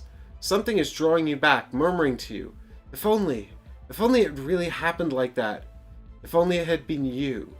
Of course, the blurred and empty face, how could you remember it when you never saw it yourself? And at that moment, apprentice, you awaken in a very satisfying narrative twist called the It Was All a Dream. Congratulations, you have completed the tutorial chapter. This has been a brief overview of how Soul Raiders is played. In other chapters, this card will also tell you what happens if you successfully completed the main goal, but did not complete the required number of secondary goals. By reading the Tinged with Bitterness section of this card, you will still move on to the next chapter, but under different circumstances. This adventure was like a dream, or a mystic premonition experienced by the Soul Raiders. You shouldn't save anything you collected during this prologue. Otherwise, you may now begin your quest. Play Chapter 1 with the heroes of your choice. Well, I mean, I can't do that because it's live on Kickstarter and I haven't got any of that, so... It was all a dream. That was definitely worth trying again. No, I mean it was actually interesting to go through the process of playing that again to see what the replayability was like. I think you'll all agree that the knowledge of having been through, I mean, it's tricky because the reason I wanted to play through it again was in order to see what the replayability was like and see whether it would be satisfying to go through this narrative-driven thing with the knowledge of what happens within the narrative. And the conclusion I draw from this experience is that although it was fairly satisfying to go in and win this time and in effect crush it because we had all the information, I would argue that means that it's not super replayable. A third attempt would not be very interesting, I don't think, because that felt like full success. But I recognize this is an extremely small preview chapter, and how long have we been streaming? About an hour and a half. So, the full chapters I think are expected to take 2 to 4 hours to play. So, and I mean, this did actually take quite a bit longer in the first time around when we didn't really know what was going on.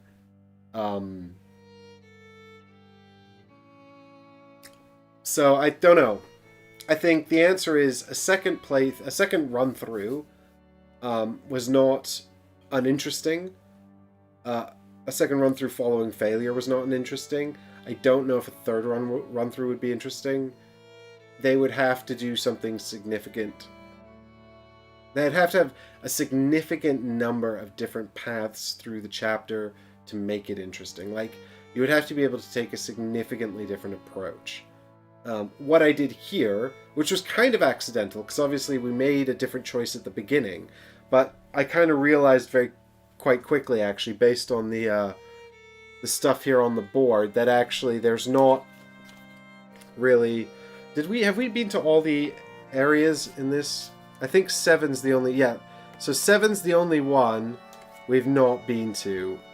7 is an area we never went to. And it looks like there's a goblin there that we can capture and talk to. So there is only really... I don't actually... Let's have a quick look and see what that is. Capture and interrogate the goblin. Story card 12. What I want to see is how different this is. I'm not going to play this chapter again, guys. But this is spoilers, but I don't think you're going to play it either because this isn't in the final product. The goblin wakes up with a jolt, feeling the cold steel of your blade pressed against his neck. He answers your questions under the pain of imminent death. He claims to be part of the vanguard of a vast army that will arise from the nether regions of the abyss to cleanse this world that has been despoiled by the human race. And then flip 7 to side B. So the real question is, does 7 side B have an option to get to...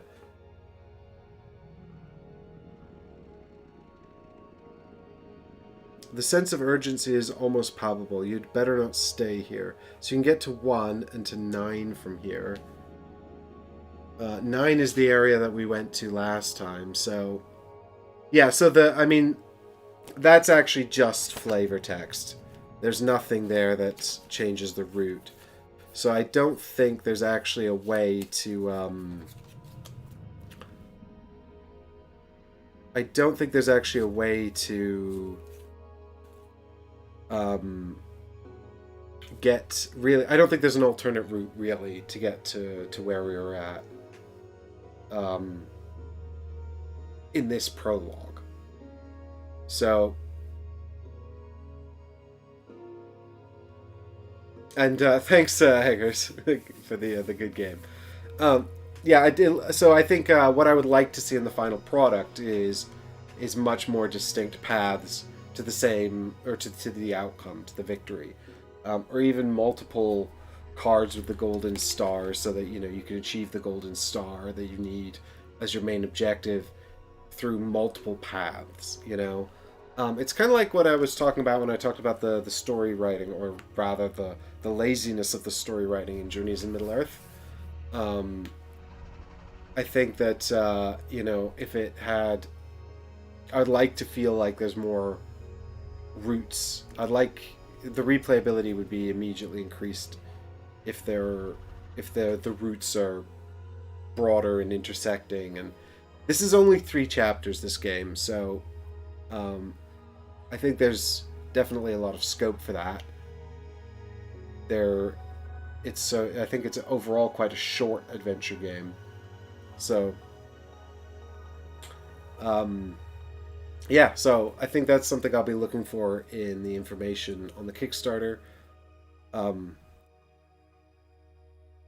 mean, I was actually saying, I think it was on the one of the other streams, that I was thinking about it a bit, and I was thinking about actually how this chapter, this prologue chapter I'm playing here, it feels a lot like a dream sequence from Etherfields, in the sense that I'm sort of revealing these big tile cards, and I'm resolving the tile cards using by taking different options on the cards, and by using these cards in my deck that have multiple functions, so I can use them for movement or to do different challenges, and that's sort of like that's interesting. It kind of feels like the combat's very different to Etherfields because there's no tessellation, there's no AI movement, albeit the AI in Etherfields is extremely basic.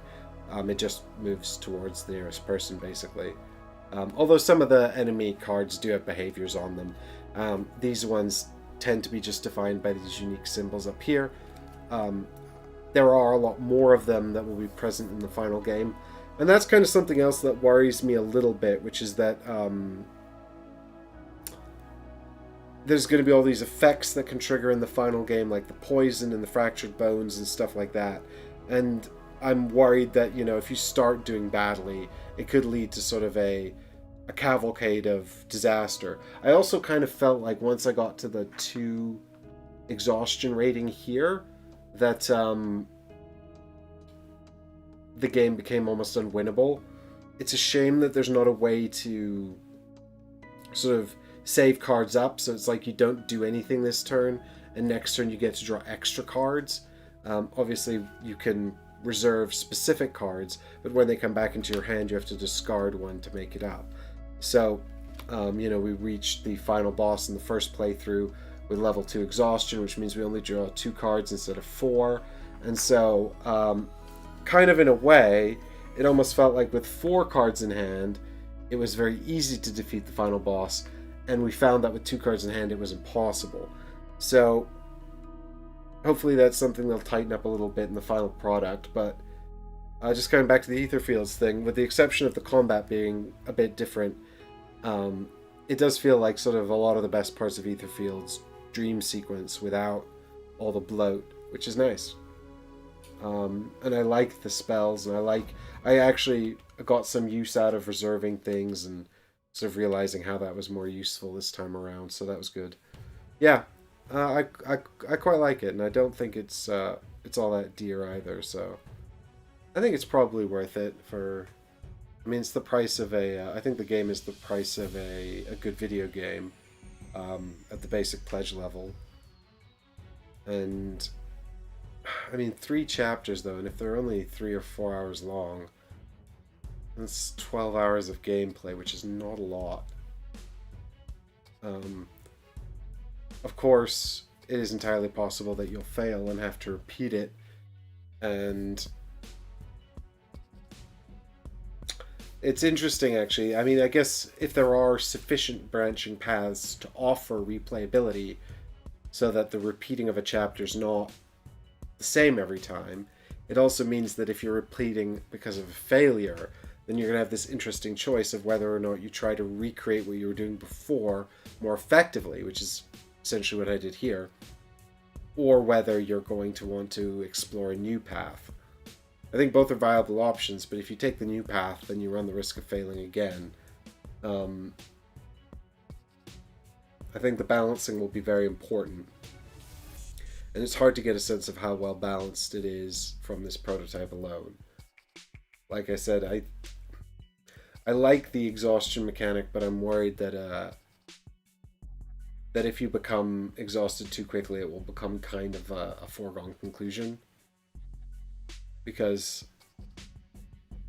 you know, because there's like drawing 2 cards a turn is kind of disastrous, potentially disastrous.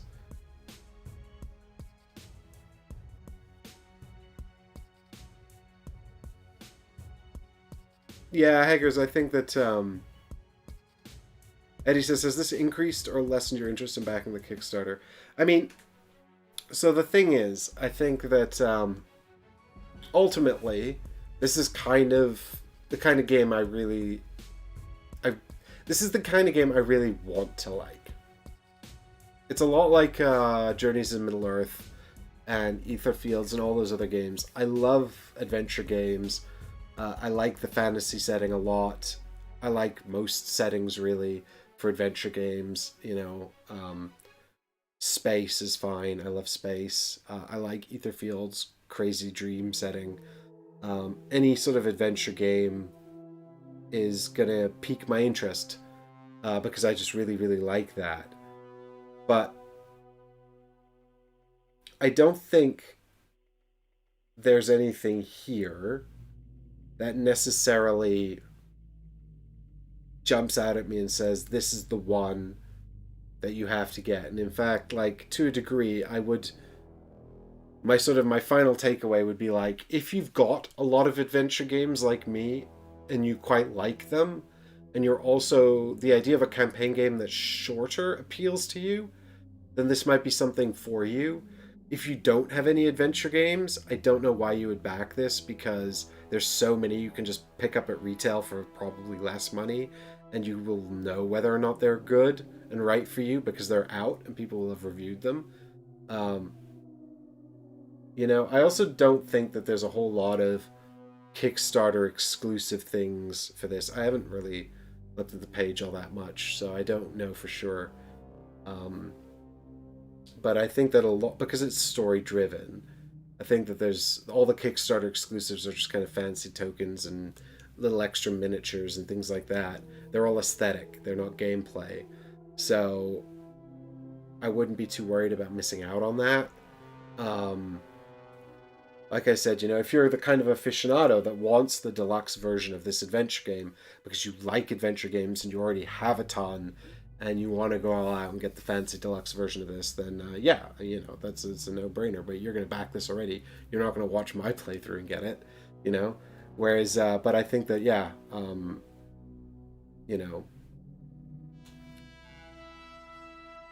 I don't know why you'd gamble on this otherwise. Does that make sense?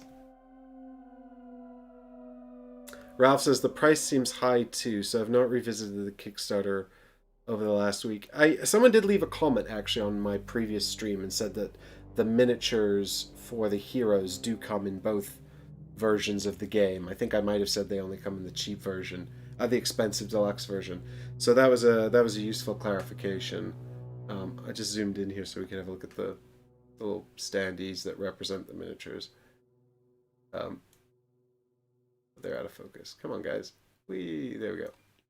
And the miniatures do look cool, but I don't get particularly hung up on miniatures, I do like cool looking miniatures, but also it doesn't necessarily do much for me. I'm not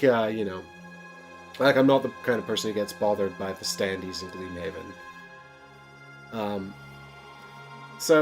I think the thing is, this will come to retail. I'm pretty sure the game isn't Kickstarter exclusive. So I think I'm not 100% sure I understand why you would get invested in this at this stage. Unless you're a crazy adventure game aficionado.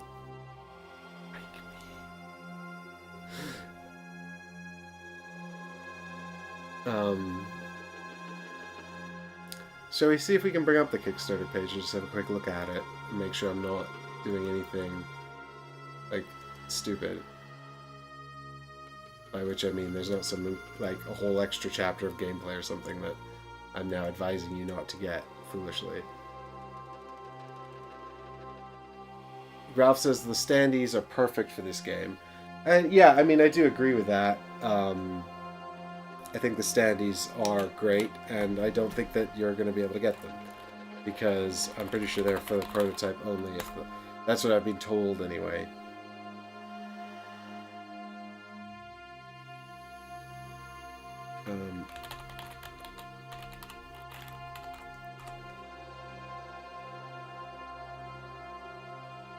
Oh god. Just trying to remember my login here. Yeah. Alright, bring up Soul Raiders, please.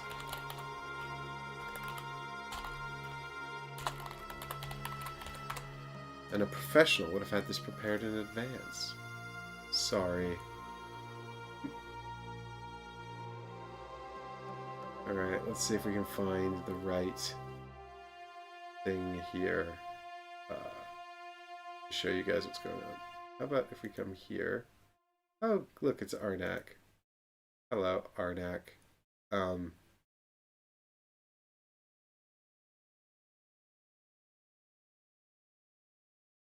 Hey! Soul Raiders. Okay. Bear with me while I fix this. My apologies.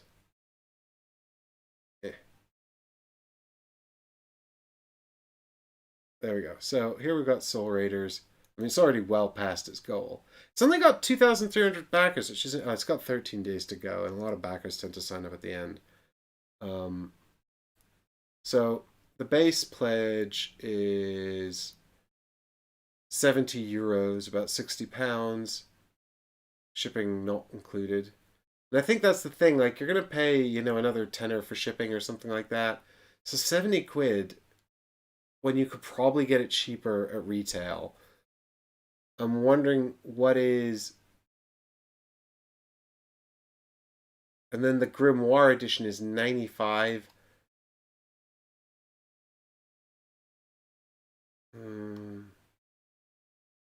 I mean, I like the game, and I'm very tempted to back it myself, but I'm almost talking myself into waiting for retail. 30 plus hours of adventures. Okay, have I completely undersold how long this takes to play? 3 unique and immersive settings, whole ecosystems to be explored, innovating gameplay focusing on the heart of the action.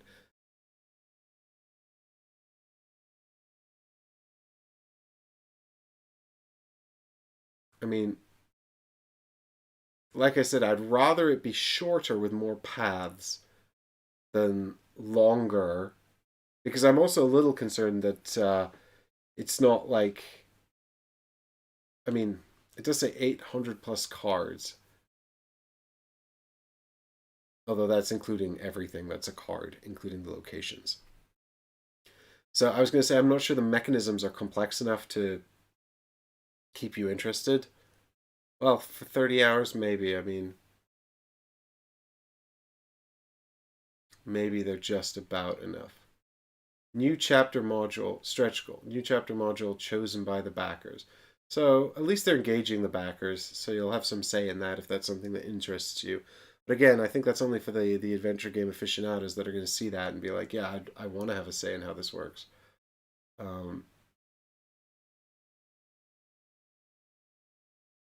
The game session typically lasts 2 to 4 hours. Yeah, and it's 3 chapters. Right. So how is that 30 hours? If you find the primary goal hidden in a chapter, you'll be able to move on to the next one. But are you ready?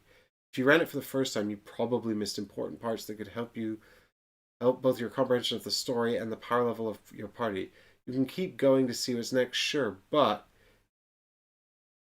if you're a seasoned player, you know the dangers lie in the next chapter and the assets you need to find to be prepared. Allies, items, artifacts, these are hidden in the chapters and will allow you to overcome the increasing difficulty of the game. They will appear or disappear from your hero's paths depending on your actions. That's cool. And we kind of saw a bit of that in the prototype as well with that little goblin, where if you catch him, like I did when you're invisible, he's dead. He doesn't come back later, and the event card that he would trigger isn't triggered. So that's cool. And I imagine it's going to use similar mechanisms to affect the game. That's what it's talking about here. We therefore estimate that you will likely need at least 2 or 3 runs to understand the underlying mechanisms of a setting. One run to explore and learn the core concept of the chapter, the others to optimize your path to the goals. Try different options, prepare yourself, and learn new aspects of the story. This is why it brings up to 30 hours of gameplay on average, and why we are closer to a pure, cooperative, replayable challenge than any other narrative game. So, yeah, that's right, Ralph. The playtime here includes replaying a chapter multiple times, kind of like I've done here with this prologue. Um, and as I said before, I think that replaying it once to perfect a route is fine. I actually quite enjoyed it, but that's because I was very successful. And if I'd gone invisible and then that magic enemy had shown up and just shut it off again, I would be in the second instance there where I was able to run through areas 3 and 4 because I was invisible. I would have been very cross, I think. I wouldn't have been cross. What I mean is that I would have been frustrated and it wouldn't have been enjoyable. Because I think I would feel like that was bad luck coming up one too many times, Which, I suppose I'd sort of calculated the odds of, but it still doesn't feel good when you keep getting unlucky over and over again, especially if you then have to repeat it, to try and get it more right. The problem with this kind of sort of perfect the run mechanism is that if luck plays a big part of the game, it can make that frustratingly unattainable.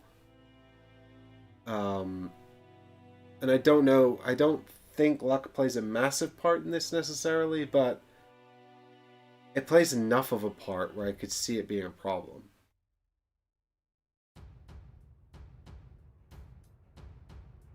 Soul Raiders will never be on the shelves of a retail store. Okay, that's important. Yeah. So I hope if you were listening to my thoughts earlier, that you're still watching, because I made a boob. I said this will probably on sale for retail, and it's not. The only current way to get a copy of the game is by backing the Kickstarter, or I presume by later in the secondary market. And I do think this game will be available on the secondary market, because it sounds like it's the kind of thing that you sort of do and then you're done with it. And people will probably be selling it. But, I still kind of stand by my statement, though. If you're the kind of person that doesn't have Cujo paintings, I think no retail is a bit of a red flag. Yeah, I think it can be.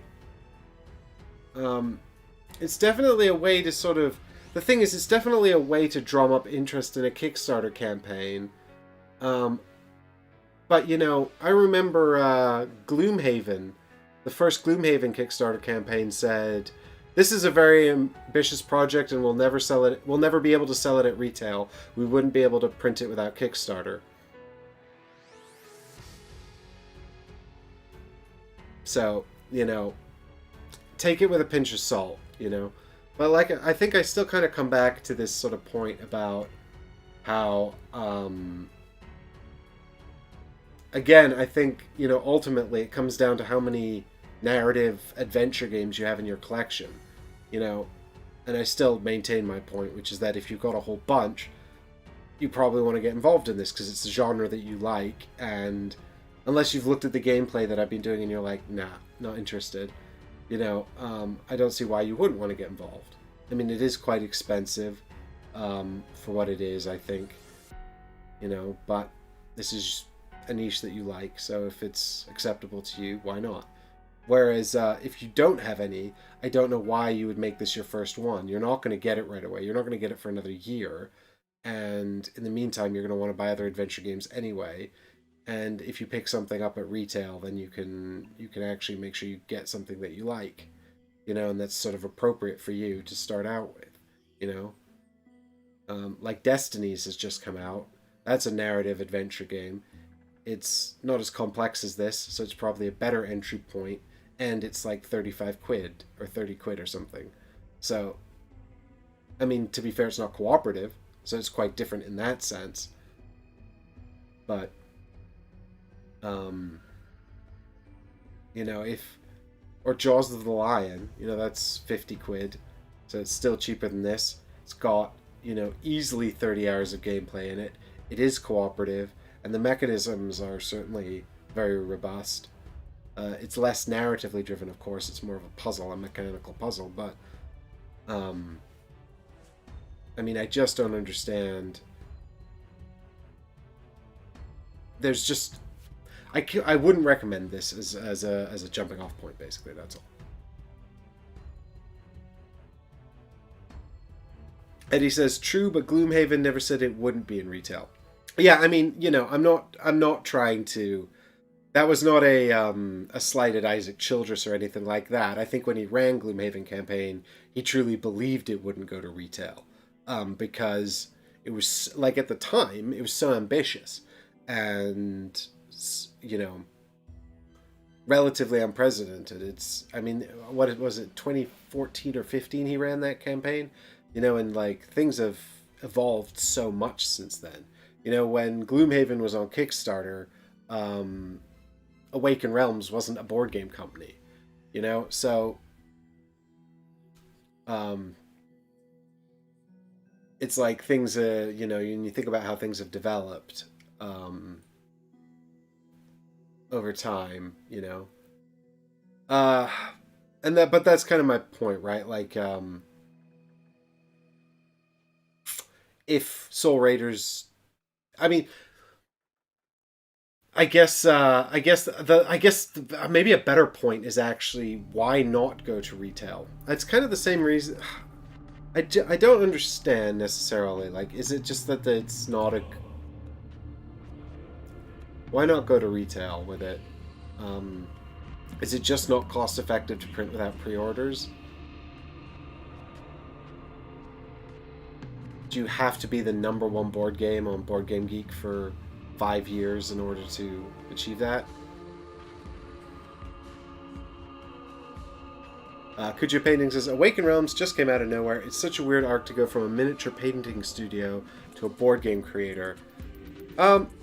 Isn't that also what Simon did, though? I don't actually think it's... I mean, you're right. Sort of theoretically, it feels like a weird arc, but actually, I think it's demonstrably happened a few times, so it kind of makes sense, I guess, for them to, if they're good at making miniatures or sculpting miniatures, or because I think Awaken Realms was also making a lot of third-party products for Warhammer. That was like their thing. They would sort of generate their own miniatures that you could also use for D&D and stuff, and they're like, well, let's put these miniatures in a game, and that's when they came out with their first Kickstarter game, which was The Edge Dawnfall. And then their next one was somehow This War of Mine. So I guess they decided they needed, after The Edge Dawnfall was massively overcommitted and hugely difficult for them to deliver, I guess they decided they needed a licensed product for the second one, and that was what helped them out. Yeah, Simon started out as a miniature painting company and sculpting company, and they just decided to start putting their miniatures in games. And it's always you get one sort of massively successful Kickstarter, and then things kick off. For Awaken Realms, I think it was Nemesis, and for Simon, it was the first Zombicide, I think.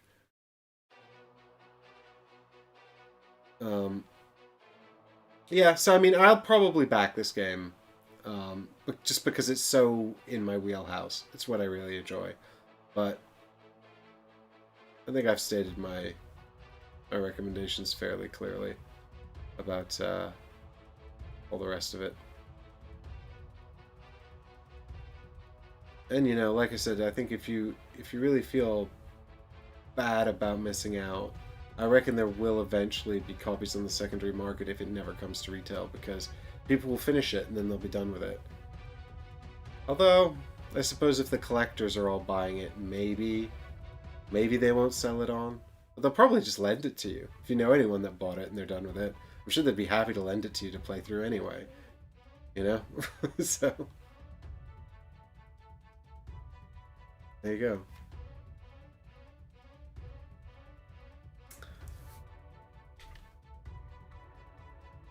Cujo says, I think Simon was just a forum about miniature painting rather than a studio. Might be wrong about that.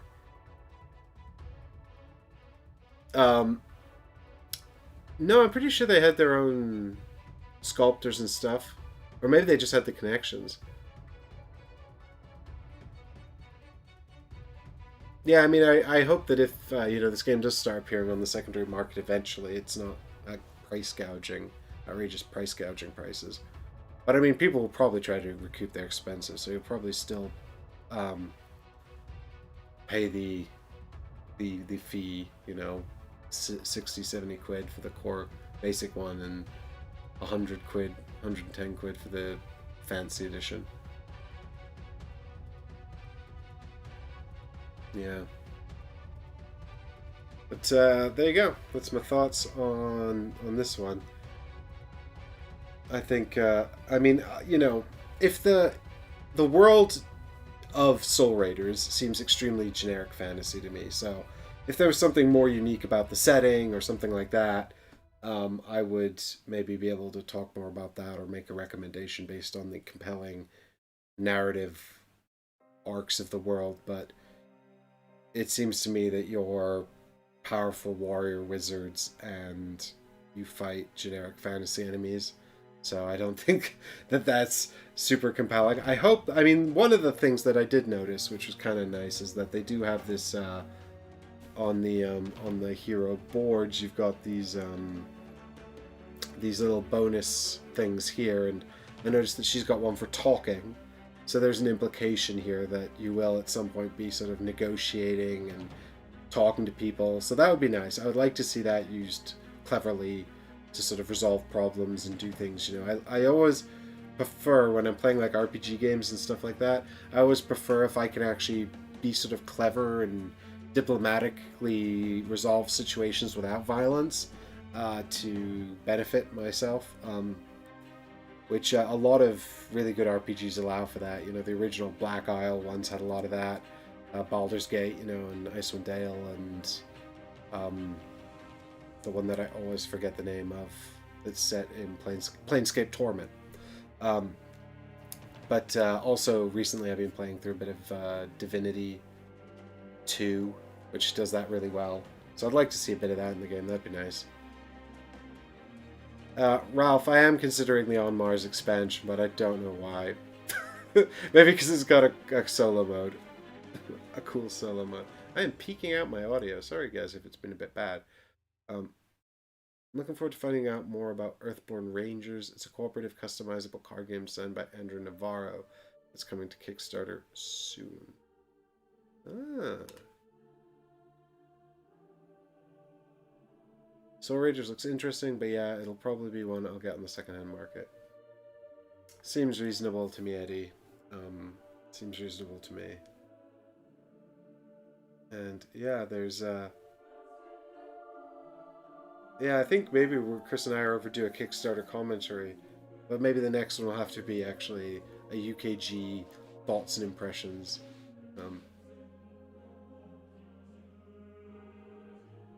Cool Mini or Not was found. This is from Cujo Painting. Cool Mini or Not was founded as a community site for posting images of painted miniatures inspired by Hot or Not style dating sites. That's funny.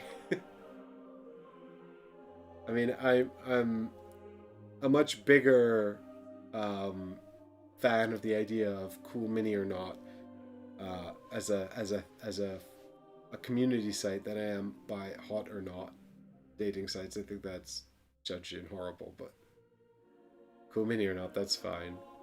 As long as you're nice to people who are bad painters, don't be mean to them. Come on, just help them. Ralph says, I'm not sure about getting the expansion for On Mars. Not hitting the table much, but then only solo. Yeah, I mean, I haven't got On Mars to the table a whole lot, Ralph, either. I mean, and I'm not exact. The thing is, Chris is a big fan of Vital Lacerda. He's got all of Vital's games. I've played a lot of them, but I've only actually got two, I think. I think I'm just trying to remember if I bought Gallerist in the end. I don't know. I've only got. I only actually own On Mars an Escape Plan, and I don't really because the thing is it's Vital's games are like the kind of Euro game where it's like obstacles and stuff. So you're kind of like, okay, I want to do A, and in order to do that, I need to do this, this, this, and this, and this, and this to get there, um, which is fine. It's not my first choice for sort of that style of game. Um, like sort of problem solving to overcome obstacles to get to where you want to be. I kind of prefer. I'm trying to think of a good example. We played something like this recently. What was it? Oh God. Trying to remember, but I can't remember. So I guess it doesn't. But I prefer the games where it's kind of like you're doing things. Euro games where you're engaging in the mechanisms of the game, and it's like have some of these resources and have some of those resources, and so you've got a pool of things, and you're like, okay, now I've got all these options. What am I going to spend these on? Am I going to buy this? Am I going to buy that? Which direction do I want to take? So I prefer these sort of like open choices where you've got options and you have to pick sort of a path rather than sort of working backwards through the mechanisms of the game to figure out how you're going to get to where you need to be. And you sort of have exactly what you need. And then what can often happen in a Vital game as well is someone else does something and now your path is derailed. I'm not saying I don't like that. I'm just saying it's not my first choice, which means that typically I need to be sort of in the mood for a Vital Lacerda, where something like, I don't know, another kind of game, another kind of Euro game, I might just be more than ready to pick up off the table. Because, I'm basically always in the mood for a board game. But Vital, I would have to be... I mean, and it depends as well. Like, if someone was really, like, let's play on Mars and really wanted to, I'd be like, sure.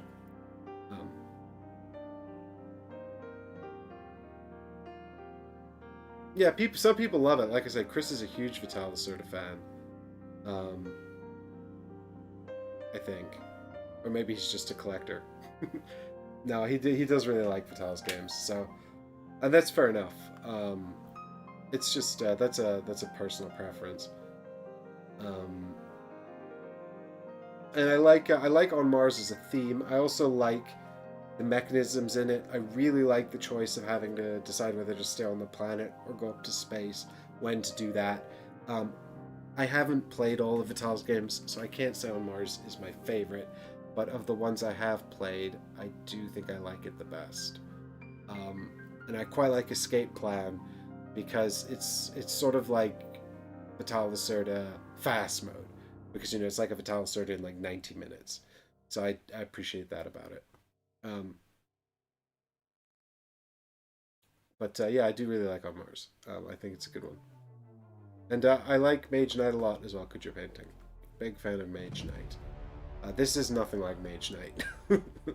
I mean, the theme is the same. We're super powerful wizard warriors wandering around a fantasy land killing generic fantasy monsters. But that's where the similarities end. Yeah, so with that, I think we're going to call this a stream. I'm going to go see if I can fix my guitar. And I'll be back over the weekend for Etherfields, probably tomorrow afternoon, if I can get my act together and remember how to play Etherfields. So, yeah, maybe I'll put up a post and ask what dream we should play. That'd be fun. Maybe I'll do that tonight. So I can't even remember what dreams I was looking at. Or maybe we'll do it on stream. Actually, yeah, we'll probably do it on stream. But I hope this has helped you guys decide if you want to get involved in Soul Raiders. And I will see you all in the next stream, or maybe at UKG if you're going to be there. If you do see me there, come say hi. You should try the Star Trek version of Main Knight, Star Trek Frontiers. Look, I have Star Trek Fleet Captains, so I don't need to play Star Trek Frontiers. And I have Mage Knight. But have a wonderful night, everyone, and thank you all so much for joining me. This has been grand, and I'll see you all. I'll see you all in the next stream. And also, thanks so much to all the patrons who support the channel and make this kind of content possible. You know, it is our choice here, our preference to fund the channel with the viewers in mind, and we always try to provide helpful information for you, the audience, who are watching these streams and playing these games, because ultimately the goal is to enjoy board games and help you get the right board games in your collection so you can get the most out of them. And hopefully we're helping with that somewhat as best we can. Good night. See you all in the next stream.